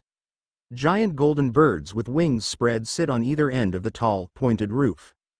Ganyu and Organa lead us through a pair of tall wooden doors wide and tall enough to fit a semi-truck through and into a large common area. There is a round table with a bucket on it in the center of the hall, and the 2 administrators stop on either side of it before turning around to face us. Once we're all inside, the doors shut almost silently behind us, and the entire group goes quiet. "Welcome to Phoenix Hall," says Organa. "This is where you will be staying for your allotted 4 years. Everything you need to live can be found here. Each dorm room contains a kitchen, each floor has a pantry, and the ground floor has a dining hall which will be fully stocked with food 3 times per day. She gestures to her right, where the entire wall is taken up by a map. This map should help you find your way around the city, but if you are confused, you can ask any administrator, and they will guide you. Now, I'm sure you're all tired, but before I let you into your rooms, there is one final thing to take care of. She waves her hand, and over 100 thin threads of key extend from her fingers and into the bucket. Each one picks up a small metal ring from inside and carries it over to each of us. I hold out my hand to take it, and am surprised by its weight. It's so light that it's almost like it's not even there. If it didn't feel cold against my skin, I might not even realize I'm holding anything. I can't sense anything odd about it, which is odd on its own. There's clearly something strange about it, based on its weight, but it seems to interact completely ordinarily with the key in the air. I notice a few of the people around me put it on almost immediately. They are fools, but fools are easy to learn from. I watch carefully as a young man slips it onto its ring finger, and a moment later, it vanishes. I blink, and the man flinches back, and a moment later, Organa begins speaking again. The ring I have just given you will be one of your most important tools in the tower. It is used for identification, can translate all known languages in the tower, can receive information from each floor's lord, and most importantly, it also functions as a wallet. These rings will be used to bind you to your rooms, so you should all put them on right now. You may choose not to, but you will lose access to many things if you do. I wait a few seconds to watch everyone else put them on to make sure it's nothing sinister before I do it as well. It's way too big for my fingers, so it slides on easily, but as soon as it settles, it contracts, then disappears. I can sense a small spike of key enter my hand, which hurts about as much as a vaccine shot, and before I can react, the key travels all the way around my body then back to my finger. I feel my finger where the ring vanished, but there doesn't seem to be anything there anymore. It's like it became a part of my body. You should all now be bound to your rings, says Organa. The rings respond to your own thoughts, and all you need to do to trigger them is to think about triggering them. There are 5 basic commands: visible, invisible, information, rank, and leaderboard. Floor lords will often add additional ones as needed for their respective floors. Visible and invisible turn the ring visible and invisible. Information will show you official information on the current floor, all of which I have already told you. Rank will display your current ranking, both within your batch and across the floor. Administrators and strays are not included in the rankings. You can also use full ranking to view the full ranking list for your batch and floor.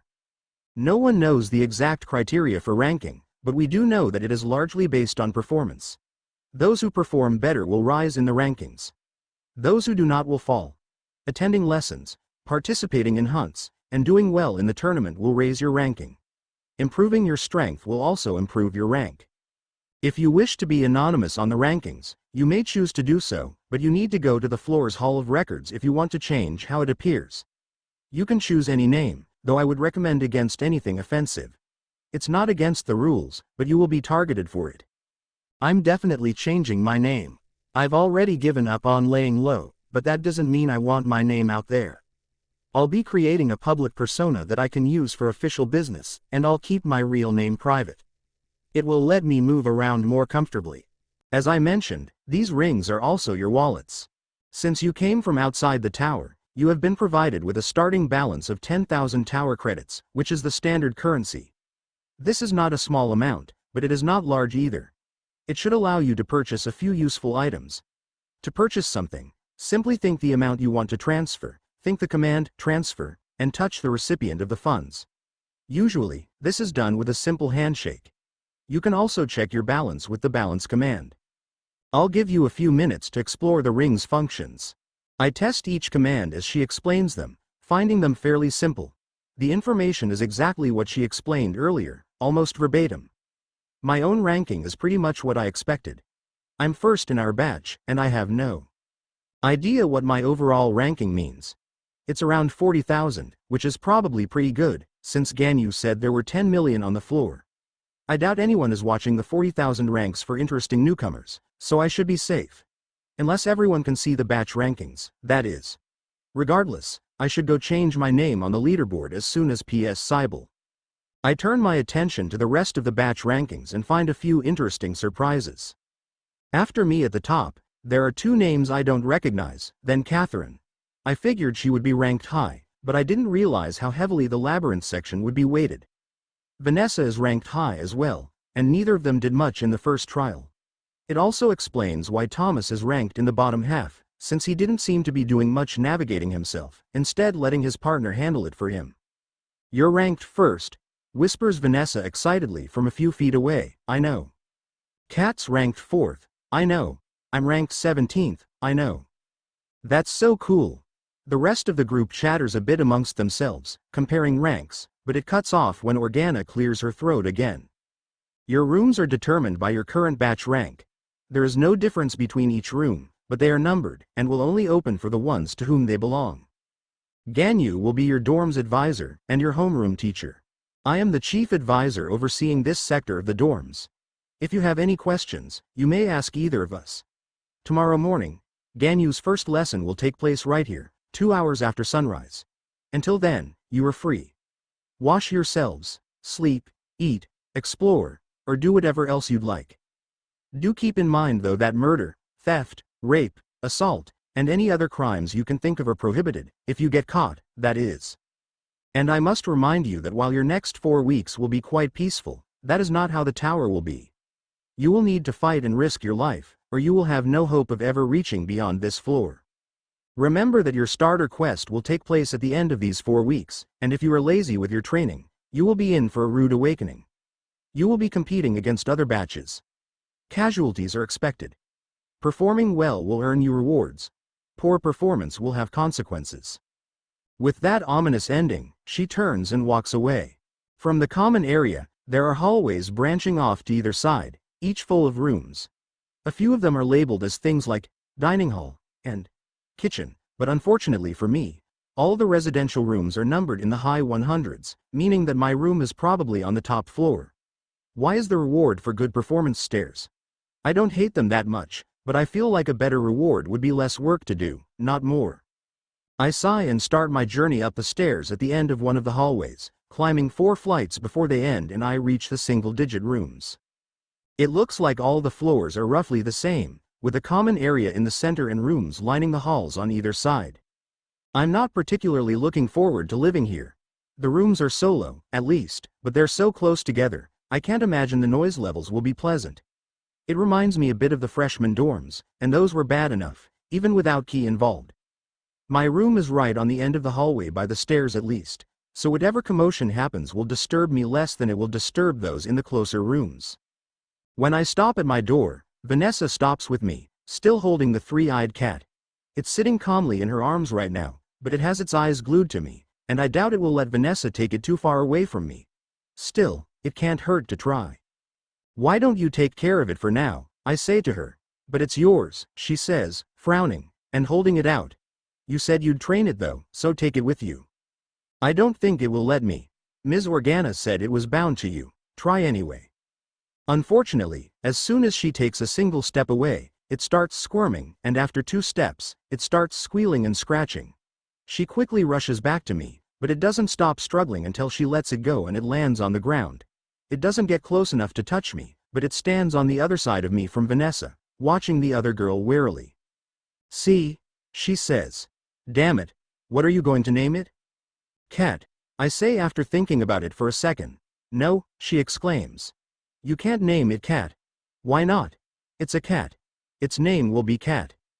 "You can't name a cat Cat. Besides, we already know Cat. It will get confusing." She raises a good point. "Feline it is." "No," she says, louder this time. "Is it a boy or a girl?" says another voice. We turn to see that the dark-eyed boy has arrived. "I don't know," I say. "It's a girl," says Vanessa. "Well, what about Trinity?" he suggests. "Oh, that's a good idea," says Vanessa. "Fine," I say. I don't actually care that much, and the longer we spend arguing about it, the longer it will be before I get to wash up. If it satisfies them, that's good enough for me. Also, I have to admit it is a pretty fitting name. "Yay," says Vanessa. The dark-eyed boy looks a bit proud of himself. "My name is Jacob, by the way," he says. "It looks like we'll be neighbors now." He gestures to room 2, which is right across from mine. "I hope we'll get along."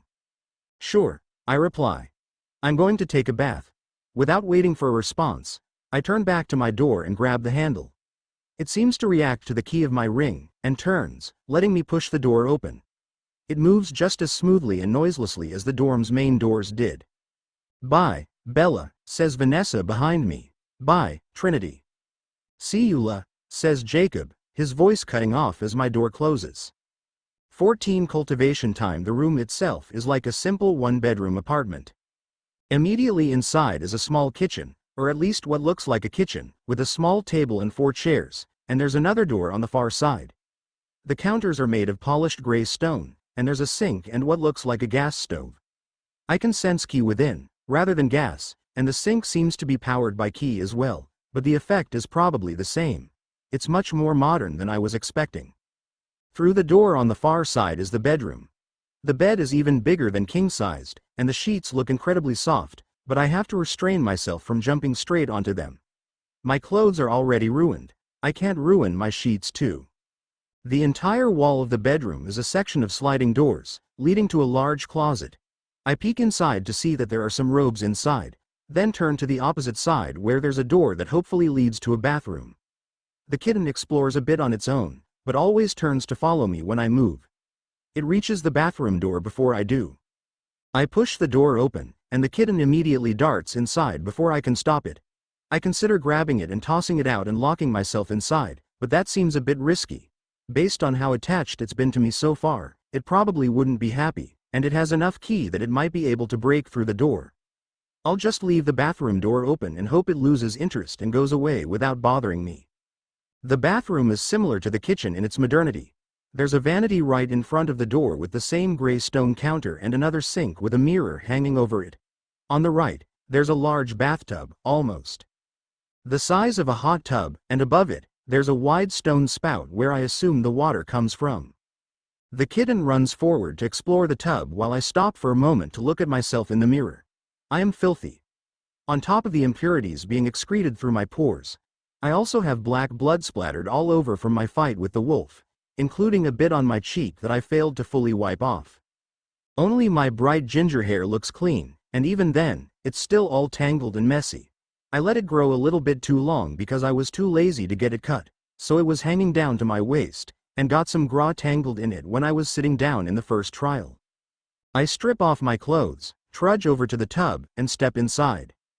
The kitten is sniffing around the handles that control the water, and jumps back in surprise when I reach to grab them. When I turn the handle, it squeals and leaps into the air, kicking off the wall and landing on the ground on the other side of the room with its back arched and its fur on end. I smile slightly as it maintains its distance, staring at the water like it's a monster. Now I won't have to deal with it bothering me while I'm showering. The water coming from the spout right now is frigid. I'm standing directly under the spout, so the water flows out over my head without touching me, but I still feel goosebump-inducing splashes when it hits the ground. I immediately turn that handle back and turn the other, which produces steaming hot water. Out of curiosity, I keep turning that handle, and surprisingly, there doesn't seem to be a stop. I turn it a full circle around until the water flow is torrential before I stop. Thankfully, the spout raised its angle so it's not shooting across the room and is still hitting roughly the same spot on the ground. I reach out my hand to feel it. It's scalding, probably beyond what most people could handle, but that's just the way I like it. Even better, it's coming out at such high pressure it feels like a waterfall, which sparks an idea. Cultivating under a waterfall is a useful practice for mid-stage key practitioners, as it drowns out the world around, and forces them to shut off their senses in order to focus. For me, it's not useful anymore, but I still enjoy the peace that comes with water hitting my head so hard I can't hear myself think. However, I don't like the cold, and most waterfalls are cold. This waterfall is not cold. I don't know if hot springs with waterfalls exist anywhere on Earth, but if they do, I haven't seen them. If I had known where one was back when Key still existed, I would have spent every day there.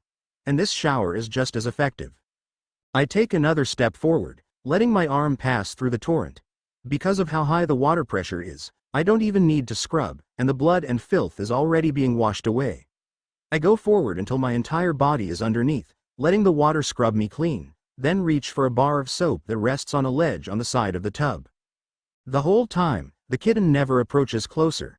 It paces back and forth, and it looks like it occasionally whines, but I can't hear anything over the sound of the water, so I ignore it. Once my body is clean, I sit down on the floor of the tub and close my eyes. Almost immediately, I'm able to enter a full meditative state and sense my ki. This hot spring waterfall is perfect. I start by finishing the purification of my meridians. As expected, it only takes about an hour to finish, and I don't even have to clean myself off afterwards. I should probably reapply soap before I get out, but for now, I can just move on to actual cultivation. Forming a ki center is a fairly simple process. Anyone could do it with enough time and effort. Forming a good ki center is a bit more difficult, but still achievable for anyone with a bit more patience or a guiding hand. Forming an excellent ki center is something only those with a firm understanding of meridians and their connections can do. Forming a perfect ki center is something that can usually only be achieved upon reaching the life and death stage of cultivation, also known as renewal, where the body is reformed through ki. The level of precision and control required is far beyond what beginners can achieve, and once a ki center is set, changing it before the renewal stage is nearly impossible. But of course, I am no beginner. An ordinary or good ki center is more or less just an amalgamation of ki in the center of the body at the confluence of the meridians. Just gathering the ki in the right place will be enough to get a basic one, and its quality is determined by the purity of the ki. An excellent ki center is one that takes into account the meridians, and makes deliberate connections between them within the center, allowing for more efficient ki circulation. A perfect ki center is one where every meridian is connected in the proper orientation. It's been thousands of years since I've cultivated, and my ki control is definitely rusty. A perfect ki center is going to be difficult at this stage. I have a good memory, but I still haven't even thought about meridians once in my past couple dozen lives. I'm going to have to go for it anyway, though. An excellent ki center would be passable, but in the long run, it would still cost me months to years of cultivation speed. I won't settle for that.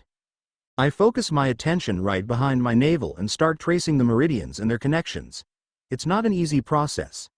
The reason that the navel is the place at which the ki center is formed is because that is where all the meridians converge, creating a complex Gordian knot of energy.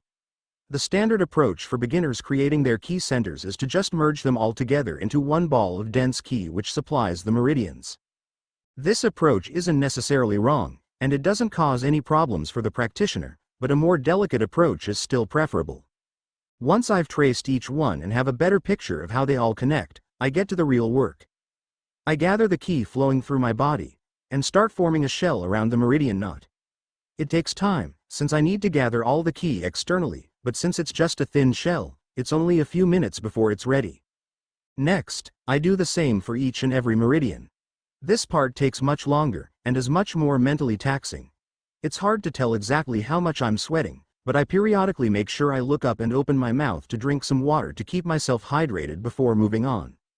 I don't know exactly how long it takes, but when I'm done, my stomach is growling like a wolf, and I realize that I haven't eaten since breakfast. I can't go just yet though. I still have the most important step. While the shell and the meridian outlines are complete, if I stop now, they'll simply dissipate, and I'll have to do it all over again later.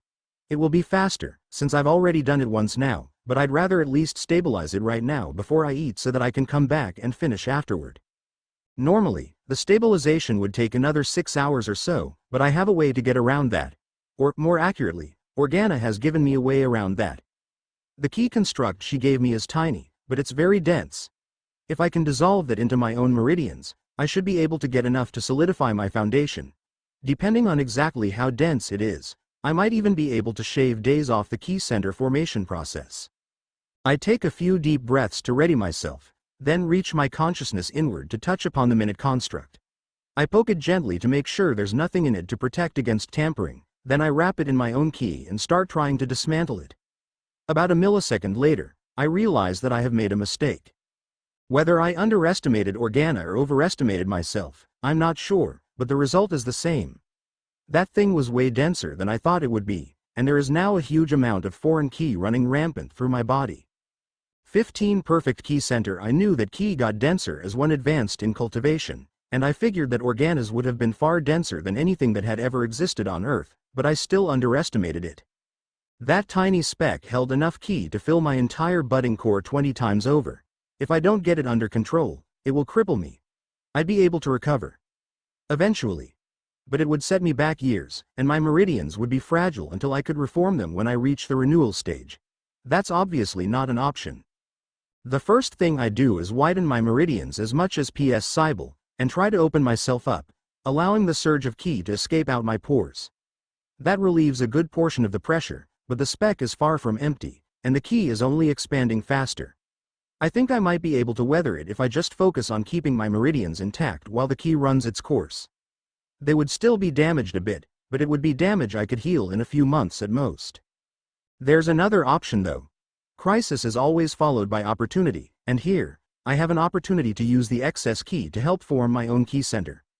It's dangerous, and if I fail, I could die. Trying to control so much qi so early in my cultivation career is strenuous on the body, and even if I succeed, I'll take some internal injuries. However, if I do succeed, my new qi center will be able to process the surging qi much more efficiently, and even use it to strengthen myself further. My entire body is in pain, but I take a deep breath and dive a level deeper in meditation, shutting off the sense of my own body's condition. This is the main reason that what I'm doing is so dangerous, but I can't afford to be distracted by the pain. With the pain gone, I turn my attention to the qi. There's no way for me to properly control so much of it right now, but I can at least guide it in the right direction, letting it flow through my body. My meridians are like raging rivers, and the space behind my navel is like a whirlpool, but for now they're both doing all right.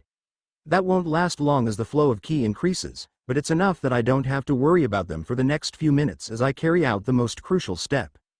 Very carefully, I start expanding the shell I made around my center.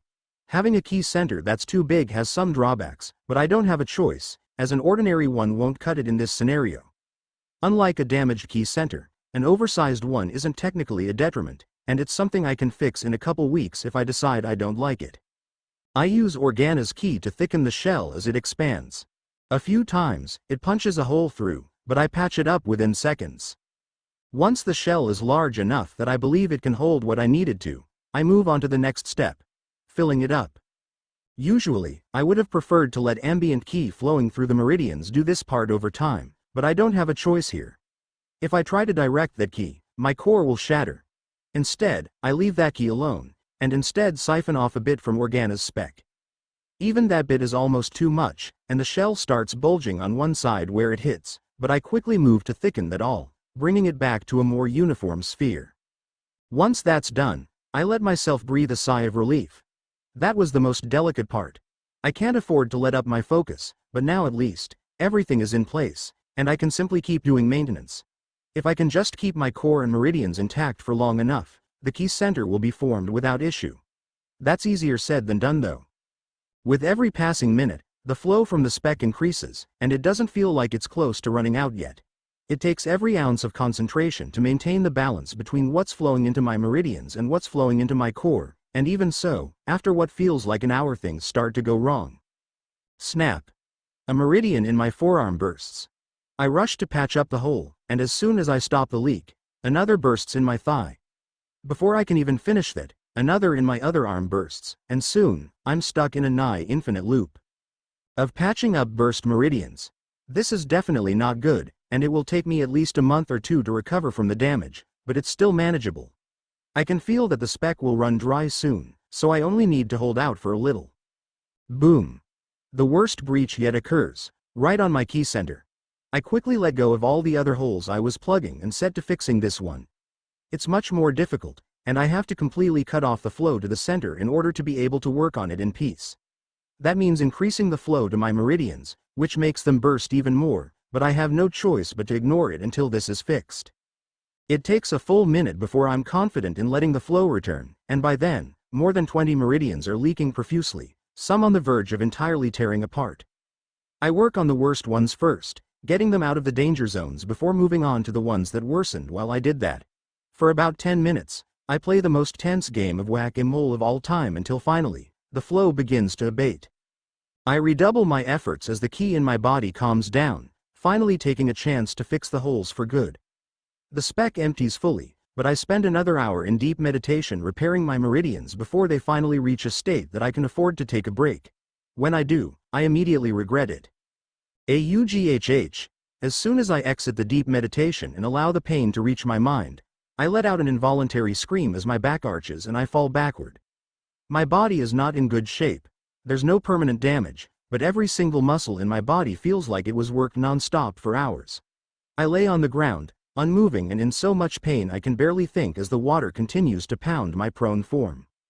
I don't know exactly how long I lay like that, but after a time, clarity slowly returns to me as I grow accustomed to the pain. I don't move, but as soon as I'm able, I re-enter meditation. I won't be able to repair my body instantly, but I can still work on my meridians a bit.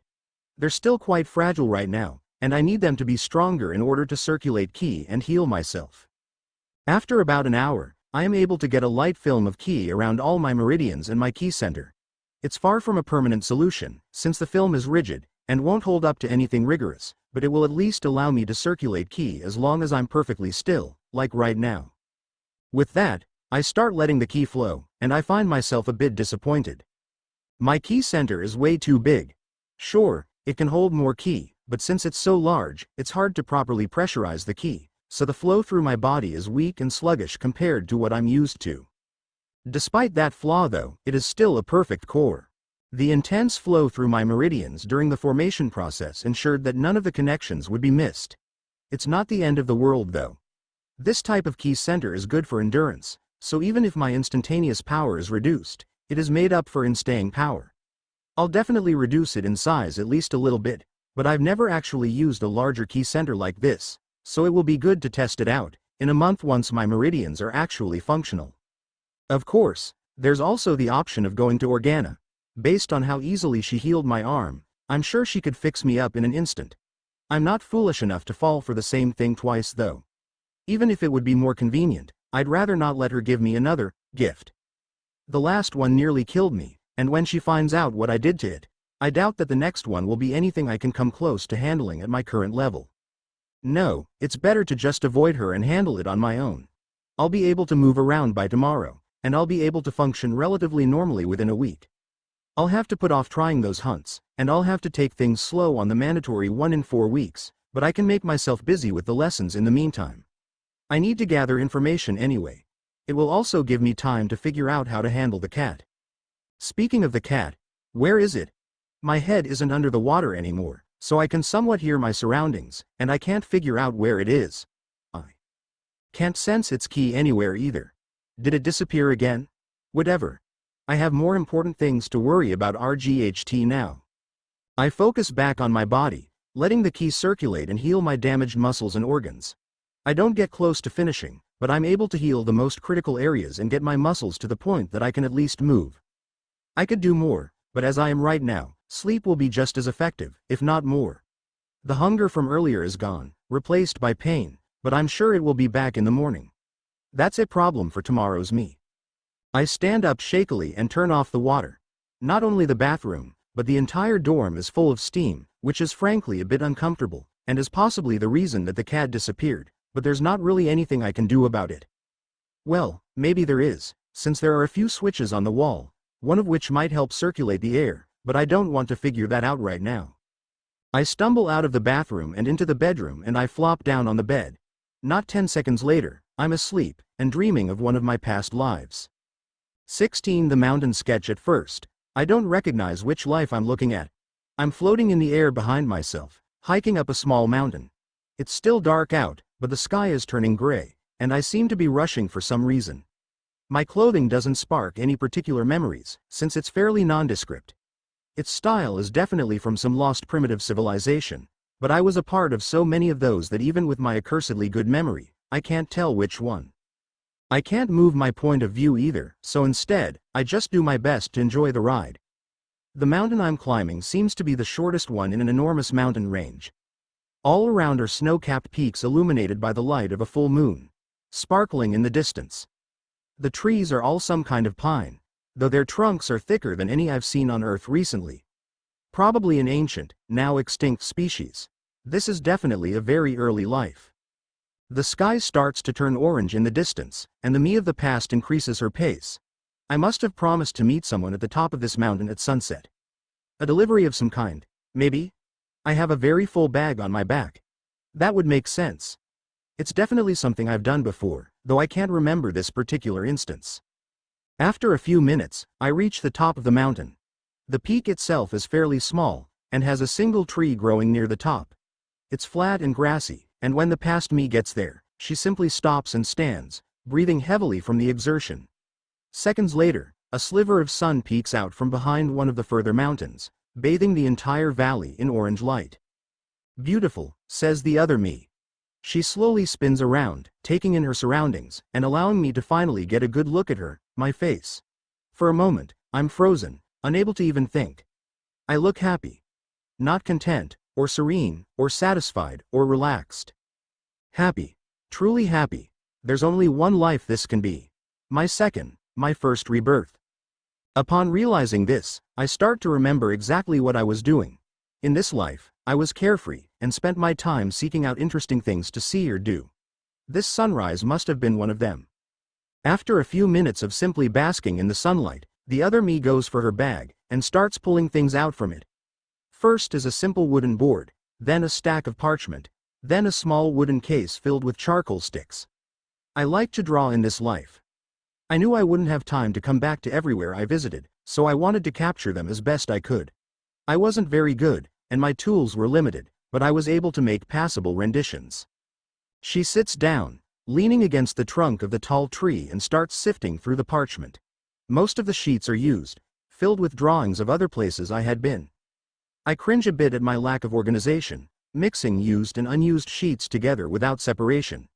I don't know what I was thinking, or how they even got like that. She flips past a drawing of a river, then a mountain range, then a deep chasm, then an island out on the ocean, then a desert, then she reaches one that makes both of us pause. It's a dense forest, with mountains rising up far in the distance, and in the center is a thick black line reaching up to the top of the page where it disappears behind a wall of clouds. There's no mistaking what it is. It's one of the pillars that appeared on Earth and brought people into the tower. The past me frowns, then flips past it, going a few pages further until she finds a blank one. She pulls it out, setting it on the wooden board which is on her lap, then puts the rest away as she starts attempting to draw the sunrise over the mountaintops. Whatever confusion or concern she had about the drawing of the pillar is gone, and she is humming mindlessly as she draws, but I can't get my mind off the other image. What was that doing there? I don't remember drawing that at all. It's possible that it's just dream shenanigans, but that doesn't feel right. Everything else about the dream is so authentic, and I feel completely lucid right now. Or maybe I just think I'm lucid. Maybe I'm dreaming about lucid dreaming. That's confusing. Regardless, it's odd, especially since the dream is still going. Usually, when something modern inserts itself into a dream of the past, the whole thing starts to collapse into nonsense. But this dream is remaining constant. I can see every line the past me draws. I can look closer at myself and count the strands of her hair. I can listen to the birds calling from the trees below and watch the wind rustle the grass. Everything feels so real, and yet it doesn't make sense. I try to force myself awake, but nothing happens. I try to pinch myself, but I don't seem to have a body. I try to shout, but no sound comes out. I simply have to wait and watch myself draw until I finish. Fortunately, I don't have to wait that long, since with only crude charcoal sticks, there's a limit on how detailed a drawing can be. The final product is passable, and the other me made a valiant attempt to depict the sun despite not having any colors. She stands up and stretches, then puts her drawing tools away. As she files the new drawing away, she once again lingers on the drawing of the black pillar. This time, I notice something strange about it. This drawing looks older than the others. Or at least, the parchment does. The style is also slightly different. In this one the quality is higher and the detail greater, and the way the clouds were handled was much better than how the other me just did it. I cannot recall this painting at all, and its anachronistic nature seems to confuse the past me as well, but not enough for her to dwell on it. She soon puts it back and pulls tight the strings on the bag, then sits back against the tree, enjoying the view. For a full half an hour, nothing happens. Then, she starts to yawn, and her head starts to droop, and soon, she's fallen asleep. As soon as her head falls to her chest, I wake up. I'm back in my bed in the first-floor dormitory.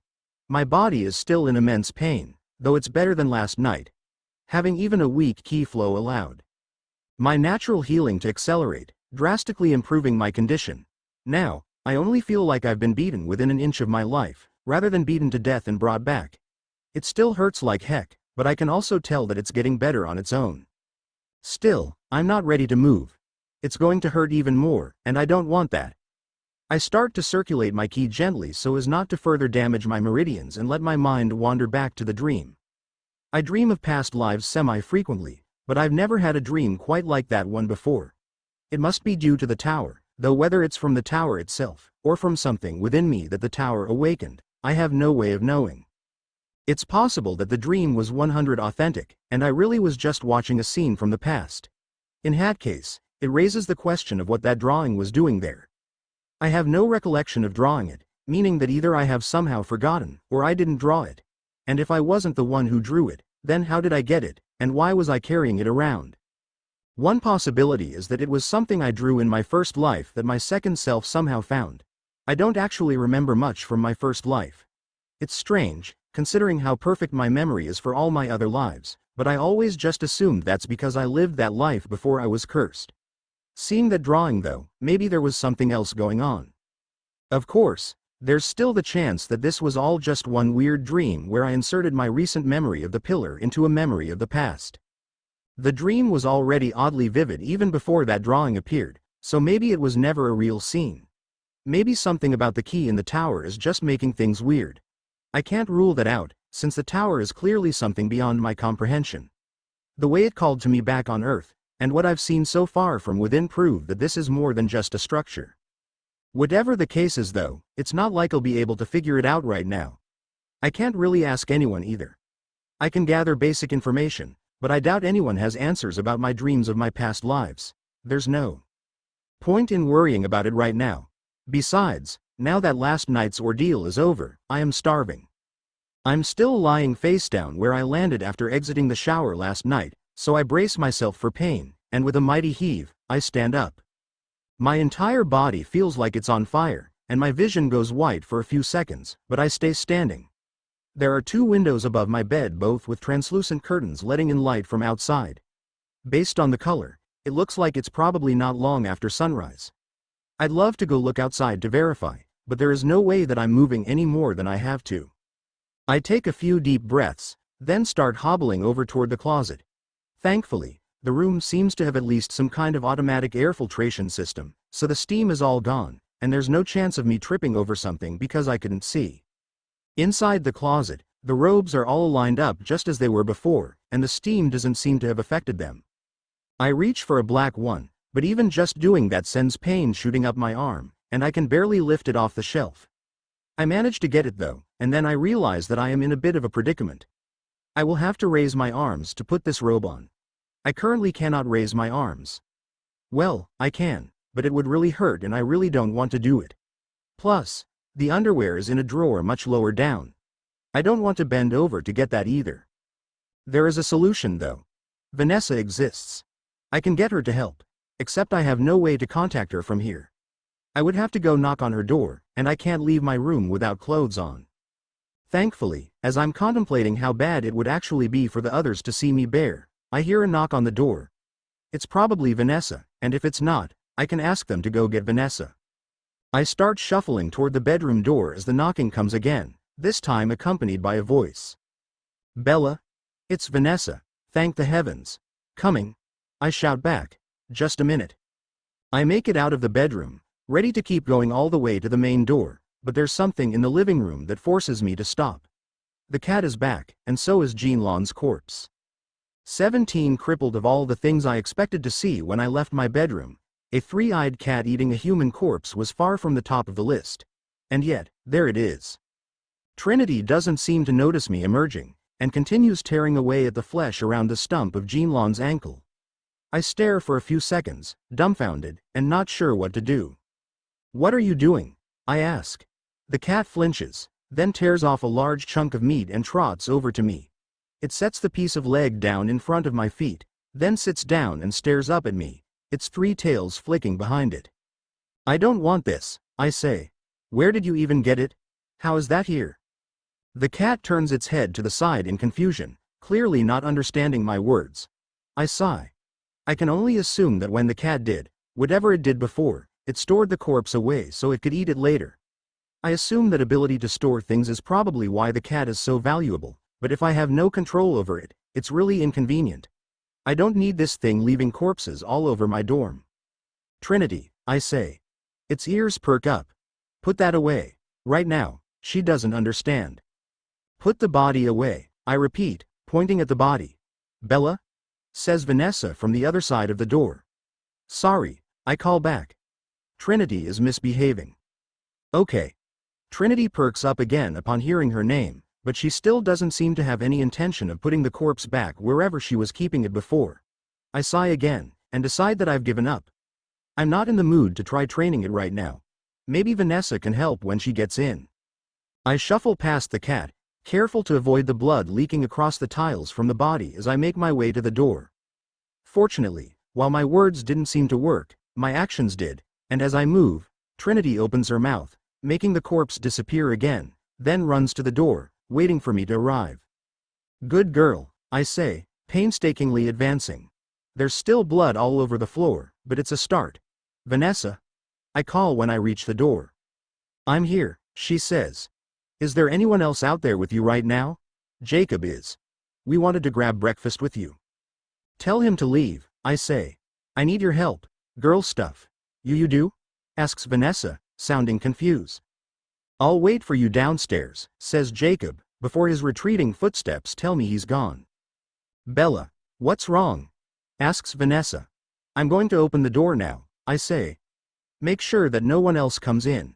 Also, make sure Trinity doesn't get out. Oh, okay. I shuffle to the side so that even if someone does walk by, I'll be hidden by the door when it opens, then grab the handle and pull. Even just opening it a couple inches hurts, so I stop there, leaving the rest for Vanessa. This is better anyway, because as soon as the door opens slightly, Trinity tries to squeeze herself through the crack. The first part of Vanessa I see is her leg, pushing Trinity back into the room. She seems to be wearing the same kind of clothes as the ones in my closet, though she opted for a pleasant green instead of black. Trinity whines, but doesn't try to force her way back out, letting Vanessa step fully in, closing the door behind her. Unfortunately, my hiding place behind the door worked a bit too well, so she doesn't see me, instead zeroing in on the bloody tiles where Jean Lawn had just been. Bella, she shouts. I'm right here. She whips around, and when she sees me, the concern on her face only deepens. Bella, what happened? That's not my blood, I say. Trinity kept Jean Lawn's body. What? I shrug, then wince in pain. When I woke up, his body was right there on the floor and Trinity was eating his leg. Vanessa blinks a few times, then looks at Trinity before looking back at me. I don't know how to respond to that, she says. But what about you? Why are you bare? What did you need help with? Yeah, about that, I say. I messed up a bit. My body is in pretty bad shape right now. It hurts to move. Can you help me get dressed? What did you do? It's a long story, I say. But my body feels like I swam 200 miles non-stop with a boulder on my back. I can barely move. I need help. I can help, she says. But are you going to be okay? We have Togo on the hunt in 4 weeks, and I was talking to Ganyu last night and he said it would be really difficult. I'll be fine by then, I say. Mostly, but for the next few days, I'm basically crippled. Maybe I can go get Organa. I bet she can. Not her, I interrupt. Definitely not her. I'll be fine on my own. I just need a bit of help for now. Vanessa frowns, and looks like she wants to ask more questions, but stops herself. All right. Let's go then. We spend the next 10 minutes getting me dressed. It's a painful process for both of us. For me because I am literally in pain, and for her because she basically needs to move all my limbs around herself. Lifting my legs off the ground on my own is almost impossible, forcing us to resort to me leaning on my bed while she dresses me.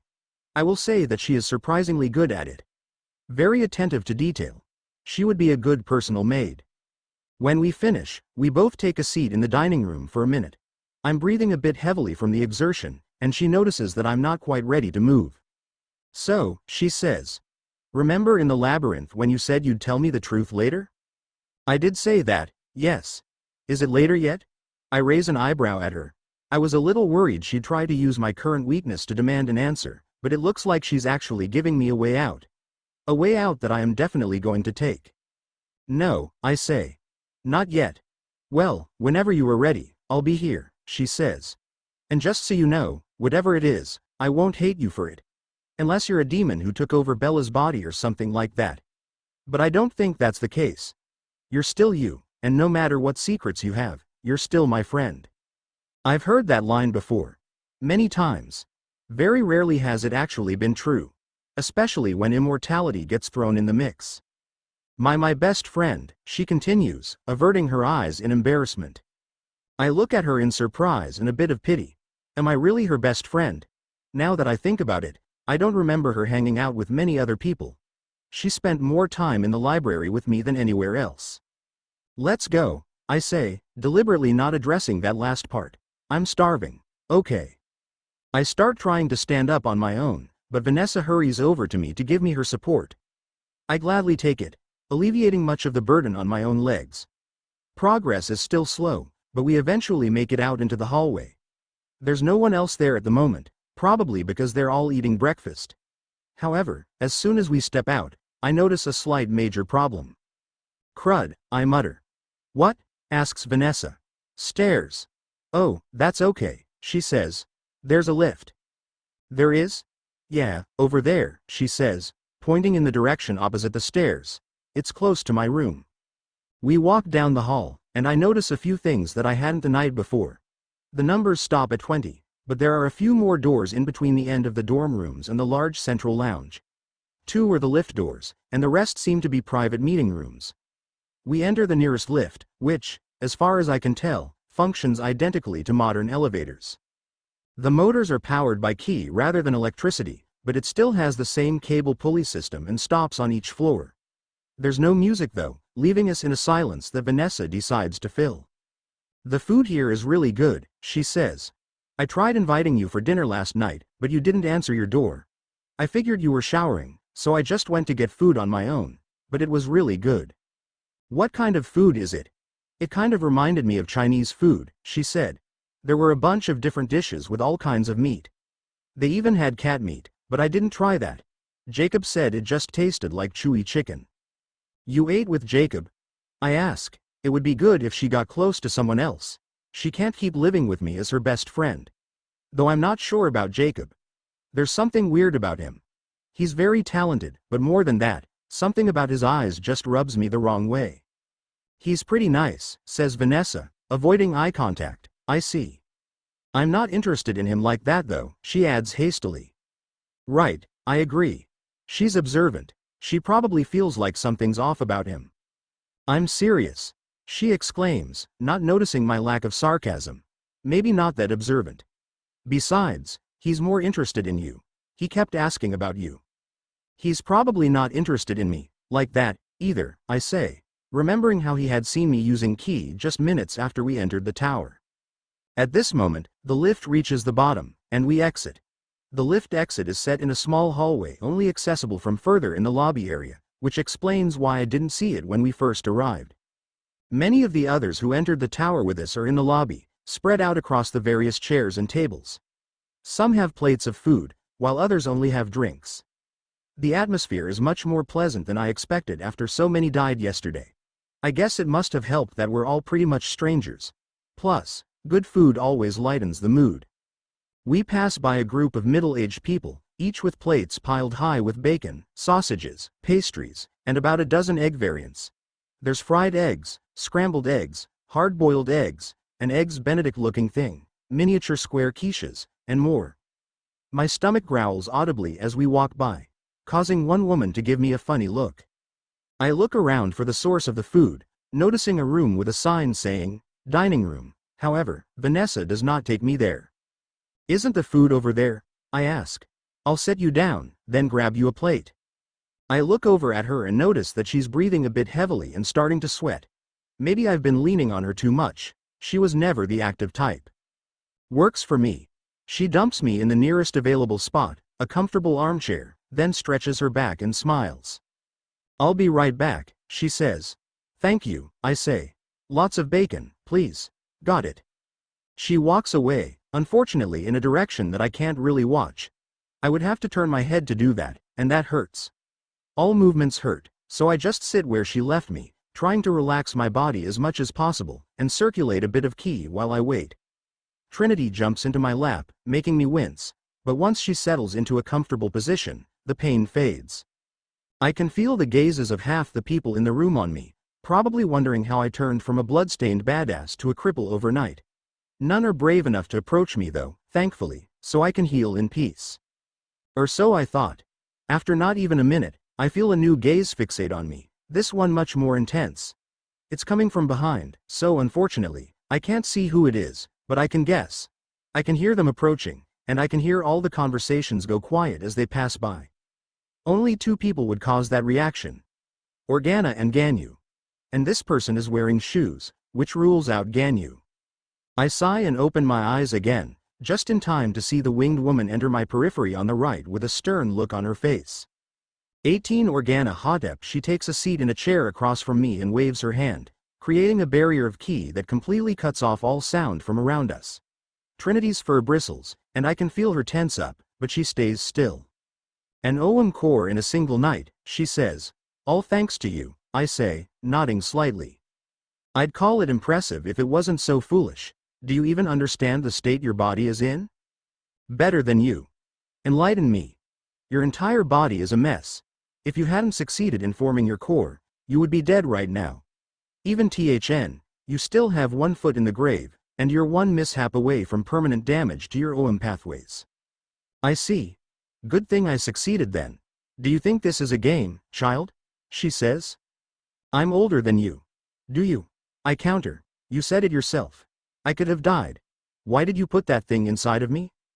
That thing was an Ogham seed, she says angrily. Had you not destroyed it, it would have begun to gradually dissolve once you formed your ki. Center. Adding to your own foundation and accelerating your growth. Oh. I've never heard of anything like that. They certainly didn't exist back on Earth.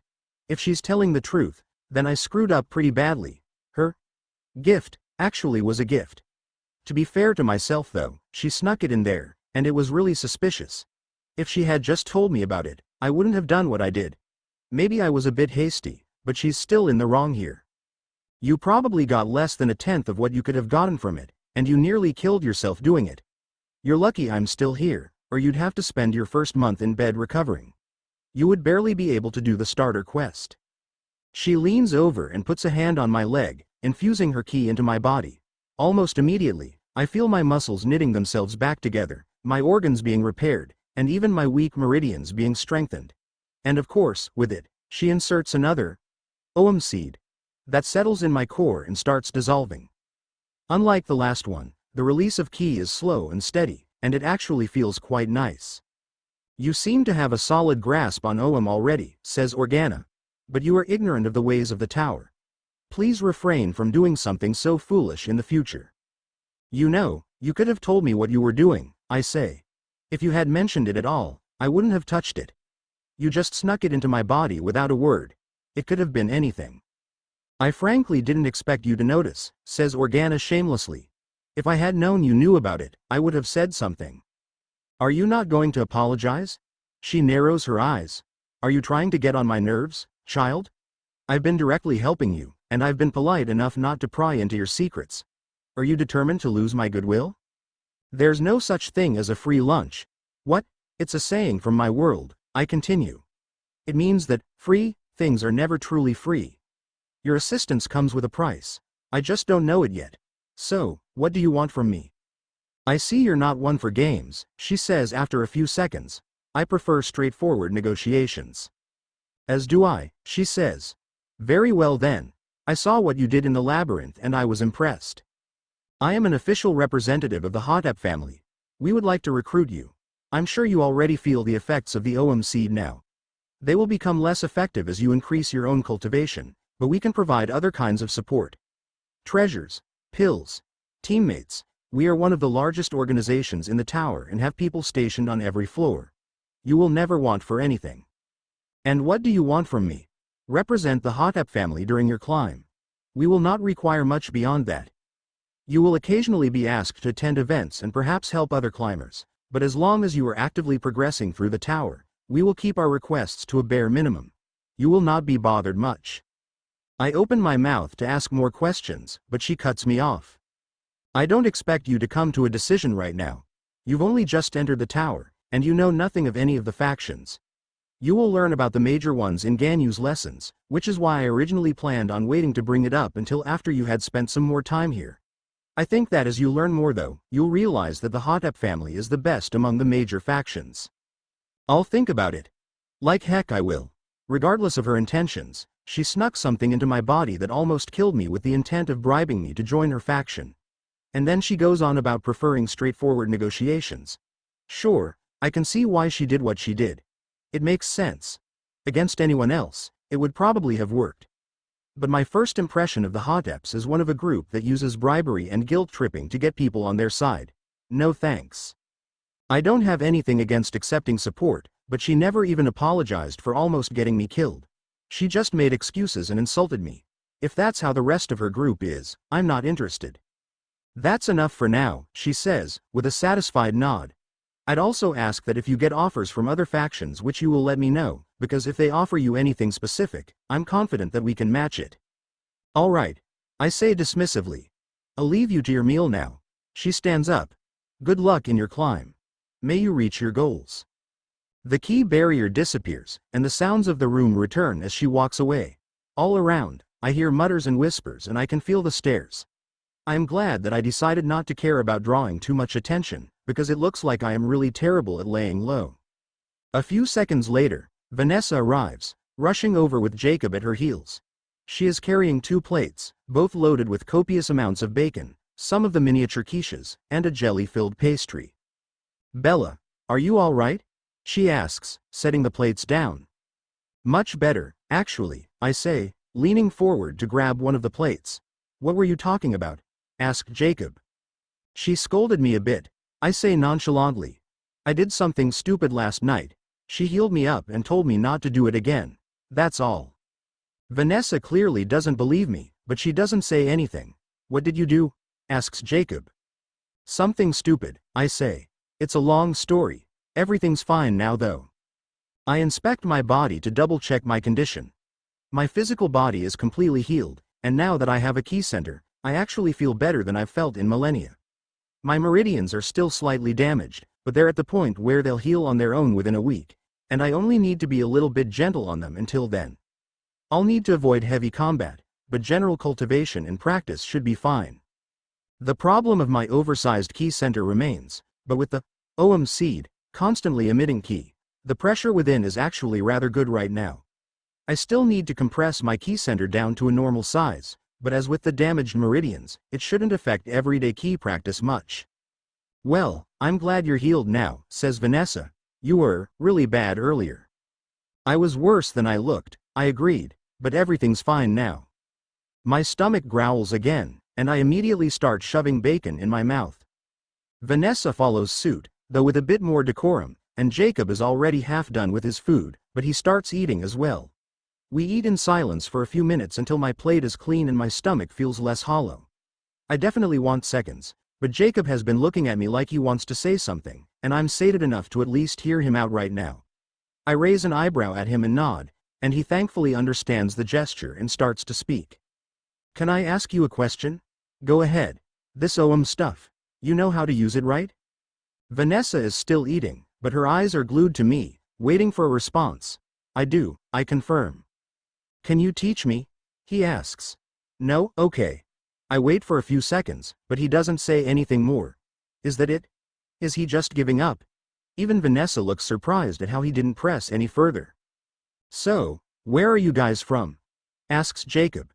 The conversation turns mundane from there, and I learn a few things about Jacob. First, though he's not from our city, he is from one in the same state. I had suspected that our batch all came from the same pillar, but it's interesting to know that we seem to have been mixed around a bit. The whole batch seems to be from the same general region still, but I find it odd that it felt the need to gather us from different places. In our city at least, the population should have been high enough to fill a full batch on its own. Perhaps we were separated by talent. I noted earlier that the number of key-sensitive people in the group was abnormal, but it's possible that it was entirely intentional. If the others felt the same call that I did, it would make sense that they're all special in some way. Anyway, As the conversation continues, I learn that Jacob, like us, was a college student when he entered the tower. Actually, he was a student athlete, though he claims that he wasn't a real athlete since his school was small, and he had mostly joined the team for the scholarship. His major was sports medicine, which is close enough to our major that he and Vanessa are able to get into a lively conversation about it. I occasionally nod or agree with something they say, but mostly I let them take the lead and let my mind wander. The tower seems to be quite the incredible place. Just what I've personally witnessed is already well beyond what I witnessed on Earth. Either of Ganyu or Organa could have single-handedly taken over the planet, and there would be nothing anyone could do to stop them. And yet, if Jinlan's words are to be believed, they aren't even among the strongest. They're the failures. The ones who couldn't reach the top, and had to retire to teach newbies, hoping for a spark of enlightenment that would let them ascend to the next floor. I can only imagine what those who actually reached the top are like. That also puts my own knowledge and experience into perspective. I may have thousands of years of experience with Ki, but my knowledge only extends to the life and death realm, which Ganyu and Organa have certainly long since surpassed. I may not need their help to get stronger at the moment, but just their casual insights could be monumental for my own development. If nothing else, then just witnessing the way they use Ki should be enlightening. The way they use Ki, or Oum, as they call it here, is clearly very different from how I used it on Earth. The Oum seeds alone are proof of that. There's also the matter of these void beasts. I look down at Trinity, who is eyeing the scraps that Vanessa left on her plate. Of all the odd species I've seen living in the tower so far, Trinity is still easily the strangest. She's so familiar, yet so foreign. She looks mostly like a cat, but I somehow feel absolutely certain that she's not actually a cat at all. I definitely need to go talk to that one instructor Organa mentioned to learn more. I think her name was Nadia. Hopefully that name alone will be enough to find her. At some point during the conversation, I excuse myself to grab another plate of food. Vanessa and Jacob don't seem to mind, as they're in the middle of a conversation about books or something. I wasn't really paying attention, but they seem to be hitting it off pretty well. Good for them. When I get back, the conversation is still going, so I just sit quietly in my seat, eating more food, and occasionally tossing pieces to Trinity. As the time for Ganyu's lesson to begin draws near, I find myself getting excited. I haven't felt like this in a really long time. Nothing like the prospect of permanent death to add a bit of motivation. And I guess learning how to use Ki more effectively sounds interesting too. Finally, after another half hour passes and both mine and Trinity's stomachs are full, the man himself arrives. The entire lobby goes silent as the gaunt, bluish-gray-skinned man walks by, his bare feet making almost no noise against the tiled ground while his wooden staff makes hollow tapping sounds. I feel his gaze linger on me for a bit longer than a passing glance, but his pace remains steady until he reaches a door at the beginning of the far hallway. The lesson begins in 5 minutes, he says. Anyone who is absent will regret it. 19. The tower. How it works: people all across the lobby start lining up to enter the room. Vanessa, Jacob and I do the same, much to Trinity's dismay, as she's forced out of her seat on my lap. We get in line about halfway to the door, and as the people file in, I get a bit confused. The door that Ganyu entered is labeled Lecture Hall, but based on where the room is placed, there's no way it has enough room for all 100 or so of us. We would have to be packed like sardines to even all fit in the room, and an environment like that would definitely not be conducive to learning. Despite this, the flow into the room never stops or even slows, and it doesn't even take a minute for us to arrive. When I can finally see inside, my jaw drops. The interior is not small at all. In fact, it's big enough to put most university lecture halls to shame. The comfort is definitely enough to put them to shame.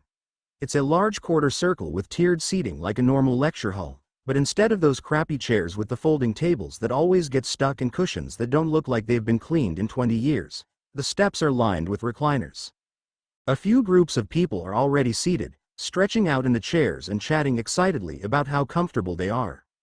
Vanessa and Jacob seem to be excited by them as well, so I let them lead me down about halfway toward the front of the room.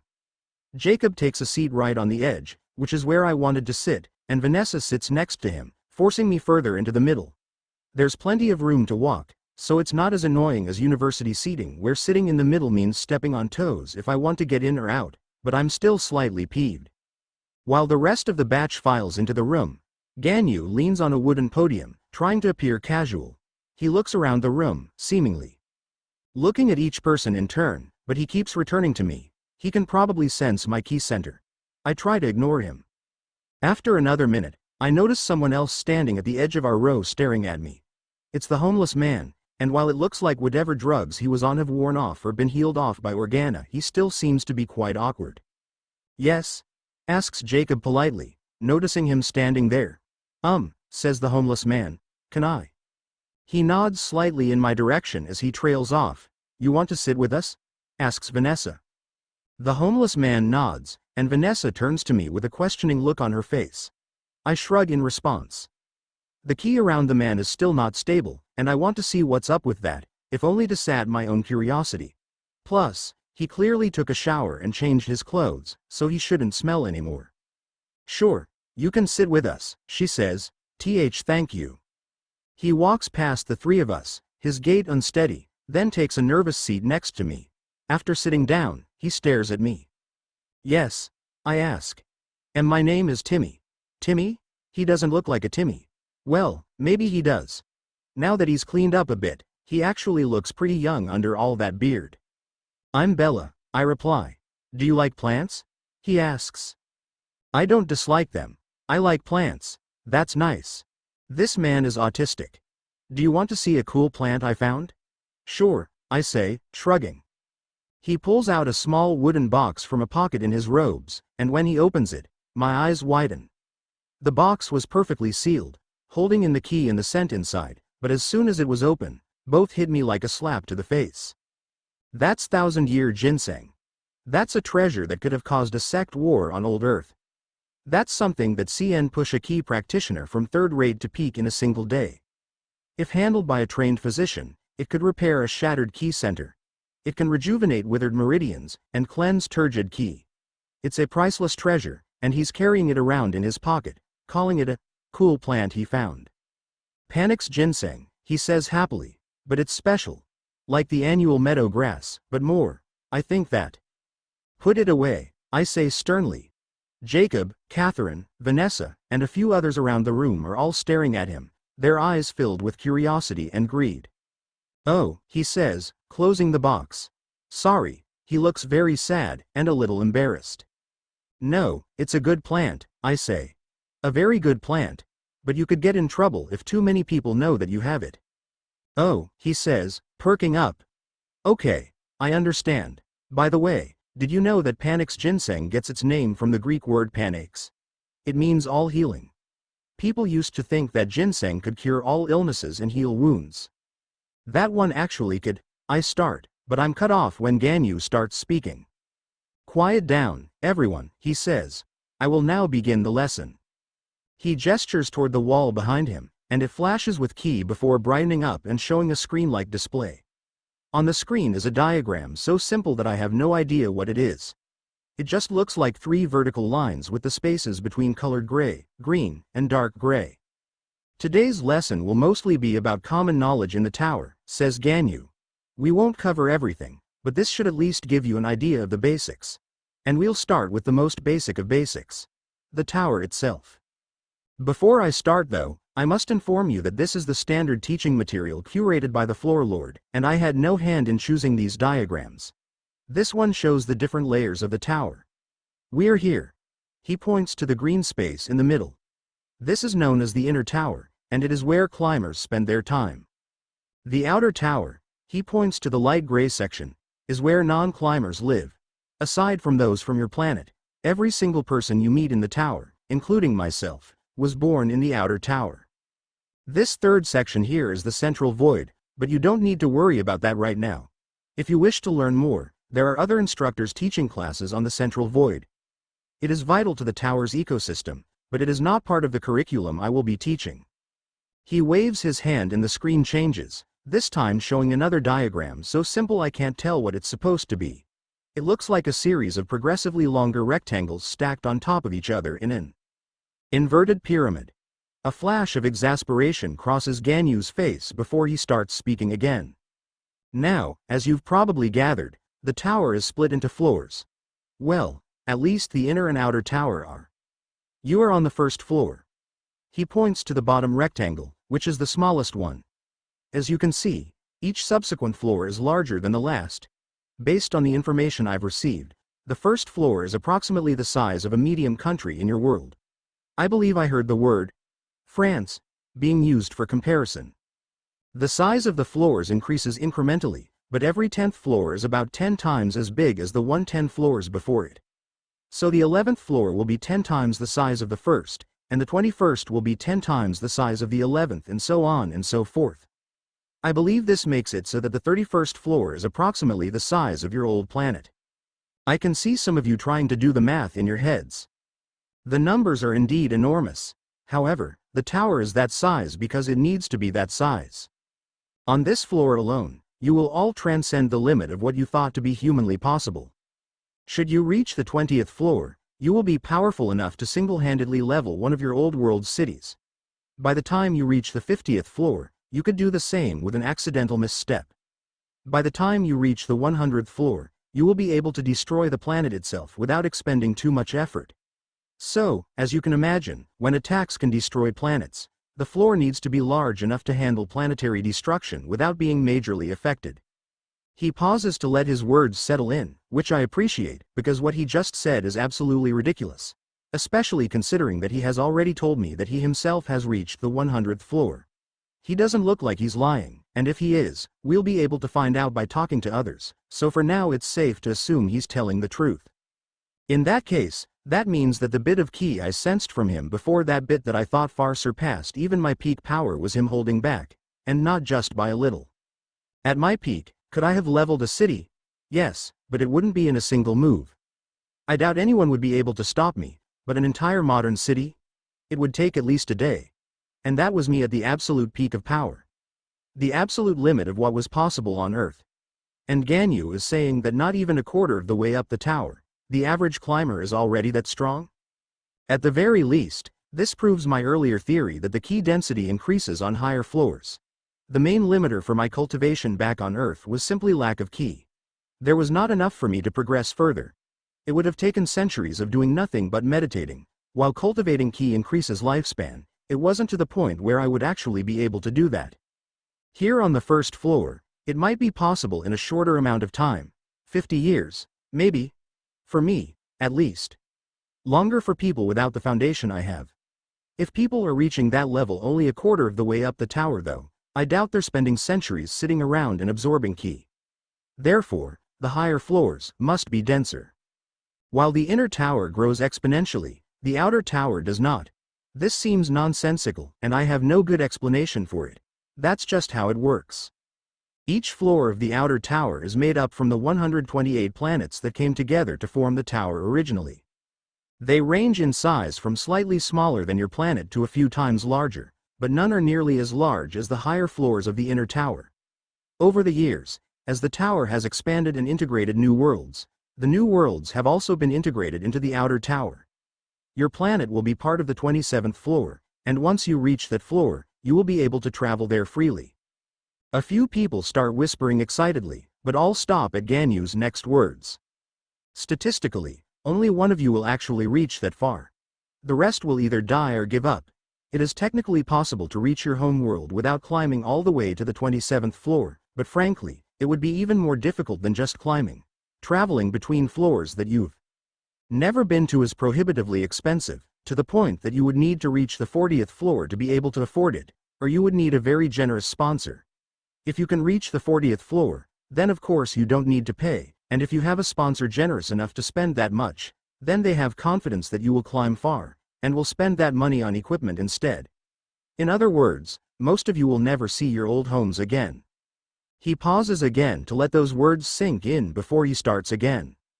With that being said, you all were chosen by the tower for a reason. The tower does not make mistakes. While it is more lenient on its requirements for new worlds, if you were truly incapable of ever reaching the top, then you would not be here. It will take dedication and effort beyond what you have ever given, and you may decide that you would rather give up and retire than continue your climb, but it is possible. And should you manage to reach all the way to the top, well, that brings me to my next topic. Ascendants. 20 ascendants. Ascendant is the word for those who have reached the top of the tower, says Ganyu. He waves his hand, and yet another simplistic diagram appears, though at least this time, it's possible to tell what it's supposed to be. On top of a simple rectangle stands a stick figure with a smiley face and a big, crudely drawn star above its head. That means beyond the 128th floor. They are among the strongest beings in the tower, rivaling even the floor lords, which I will cover in more detail later on. As you heard when you entered, those who reach the top will find what they seek, or in other words, whatever it is that you desire or wish for, you will receive it at the top. However, in addition to this wish, you also receive other rewards. Reaching the top of the tower indicates that you have transcended mortality, which the tower rewards with immortality. There are multiple gasps, and a few people start whispering excitedly. I frown and raise my hand. Yes, Bella? Asks Ganyu. What do you mean by immortality? Your body will be returned to its prime, and you will no longer age, but you can still be killed?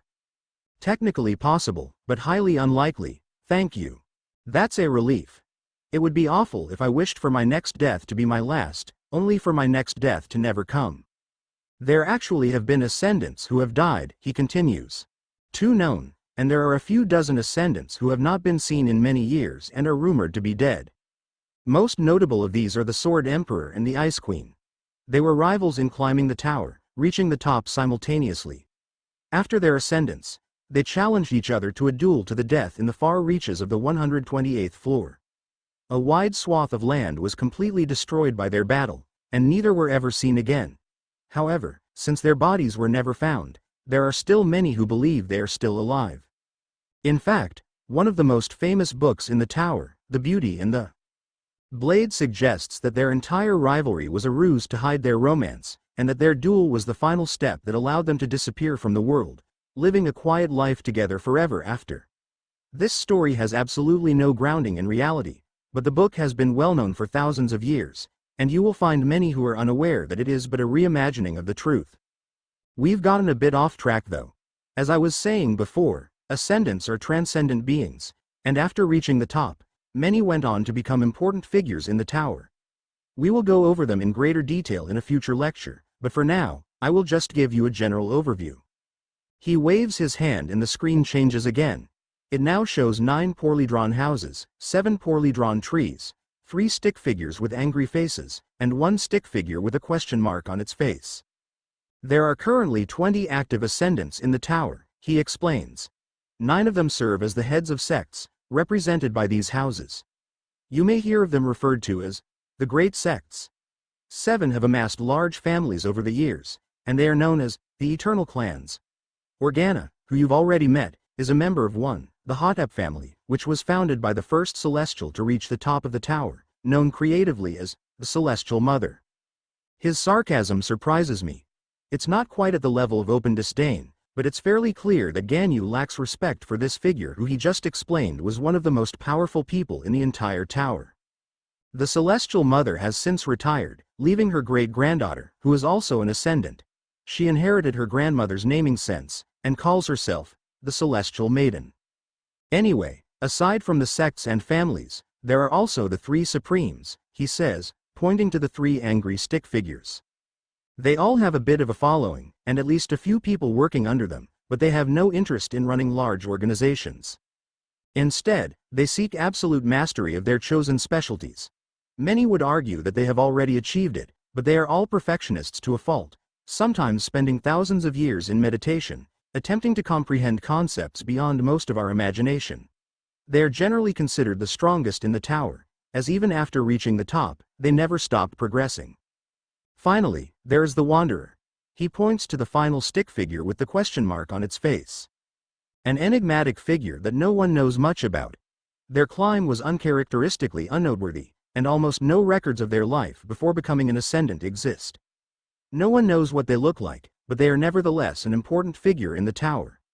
They wander the floors in disguise, sometimes granting boons to those they meet and like, and meting out punishment to those who slight them. It is rumored that they struck a deal with the tower itself in order to travel more freely and avoid some of the typical restrictions imposed on powerful people visiting lower floors. I have no idea if those rumors are true, but it is still good practice to be polite and kind to mysterious strangers. You never know if you might be talking to the Wanderer. For only a split second, His eyes make contact with mine, and in that split second, I catch just the barest hint of suspicion. Does he think that I'm the Wanderer? I guess it's not the most unreasonable guess. I have no idea why the Wanderer might be pretending to be a new climber, and even less why they would be doing such a bad job of hiding their abnormality.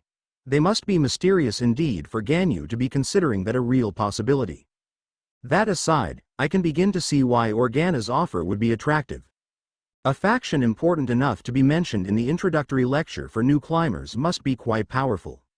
Without more details, I have no idea if they are really the best among the major factions, but after hearing Ganyu's commentary, I believe I have a good place to start with my information gathering.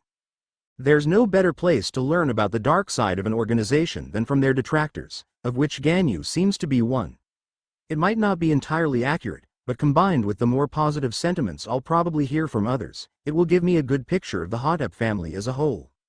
From there, Ganyu moves on to an explanation of the different sentient species within the tower. The angel-like people like Organa are called Celestials, though Ganyu makes sure that we know that this name was chosen by the Celestial Mother herself, and is not indicative of any superior status. Ganyu himself is a Krovak, which he makes clear is entirely different from a demon. It takes 5 full minutes for him to finish going over the differences, and while he tries to maintain some level of professionalism, he lets the occasional profanity slip through. The elves with the really long ears are just called elves, and we are not under any circumstances to refer to them as knife ears, or anything like that. Similarly, the 4-armed dwarves are just called dwarves, and it is important that when interacting with them to never touch their lower set of arms. He doesn't go into depth on the matter, but apparently for cultural reasons, touching the lower set of arms is usually only done by those in more intimate relationships. He covers a few other species as well, but almost all of his information and advice falls under the general category of how not to offend.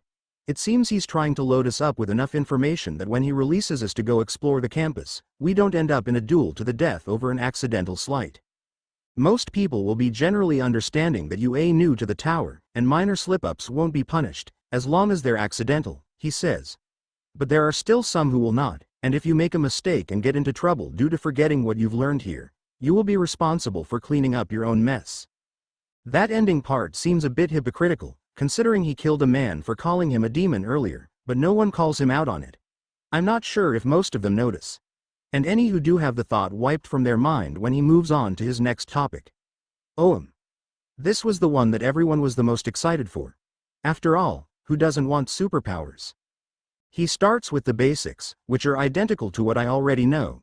Is all around. It tends to concentrate near living things. You can gather it in your body, etc. It's basic stuff, but to everyone else in the room, it's like a holy textbook, and every single person in the room is hanging on to every word he says.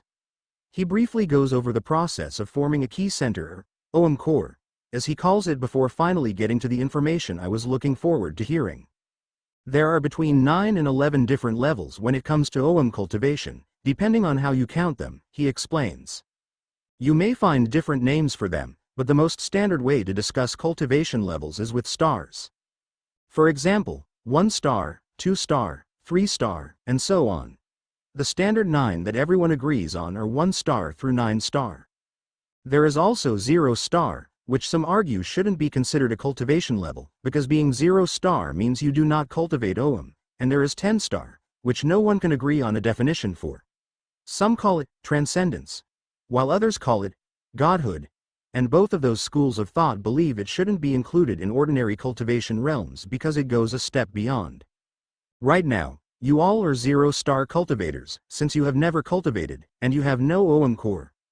Well, almost all of you are. Multiple people look at me. Once you form your cores, you will immediately advance to 1 star. You will likely not progress beyond 1 star before you leave this floor. Very few do. Usually though, it's only those from established families or sects who can manage it, and that is largely due to raw resources, not talent. They all start the same level as you, since those with cores cannot be chosen by the tower, but many of them have had years of training prior to entering, and enough resources to give them a significant boost after entering. Luckily for you though, the floor lord has recognized this disadvantage, and has granted you an opportunity to make up for it.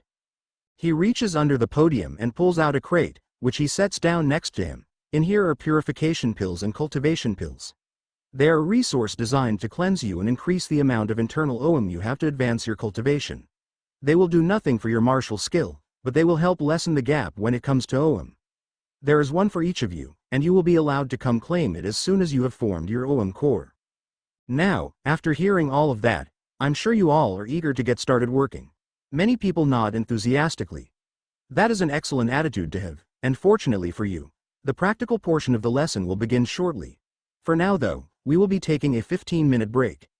I would advise moving around to stretch your legs, and going to the bathroom, since the practical portion will include a lot of sitting still. Now, go, but don't be away for too long. Immediately, the room explodes in excited chatter. Most of the people in it get up and start walking around. Vanessa and Jacob both turn to me with big smiles on their faces, but I'm still lost in my own thoughts. Unfortunately, Ganyu didn't go into much detail about what separated each of the star levels. If I had to guess, the point where a 1-star cultivator becomes a 2-star cultivator is probably the same as the point where one would advance from a first-rate to a peak-level martial artist back on Earth. That is the point where the first major qualitative change occurs, at least. It's still mind-boggling to think about though. A first-rate martial artist would have been among the upper echelons back on the old Earth. Not enough to do anything particularly noteworthy, but it would have been enough to at least make a name for yourself locally. Here though, that's still within the absolute lowest realm. Peak being considered only 2-star probably means that what I once knew as the transcendent and unrestrained realms are in the same bracket, and the life and death realm, which I thought was the upper limit, is merely the beginning of 3-star. Bella, calls Ganyu's voice, breaking my train of thought. The room quiets slightly as he calls my name. I'd like to have a word with you. Could you come down to the front of the classroom?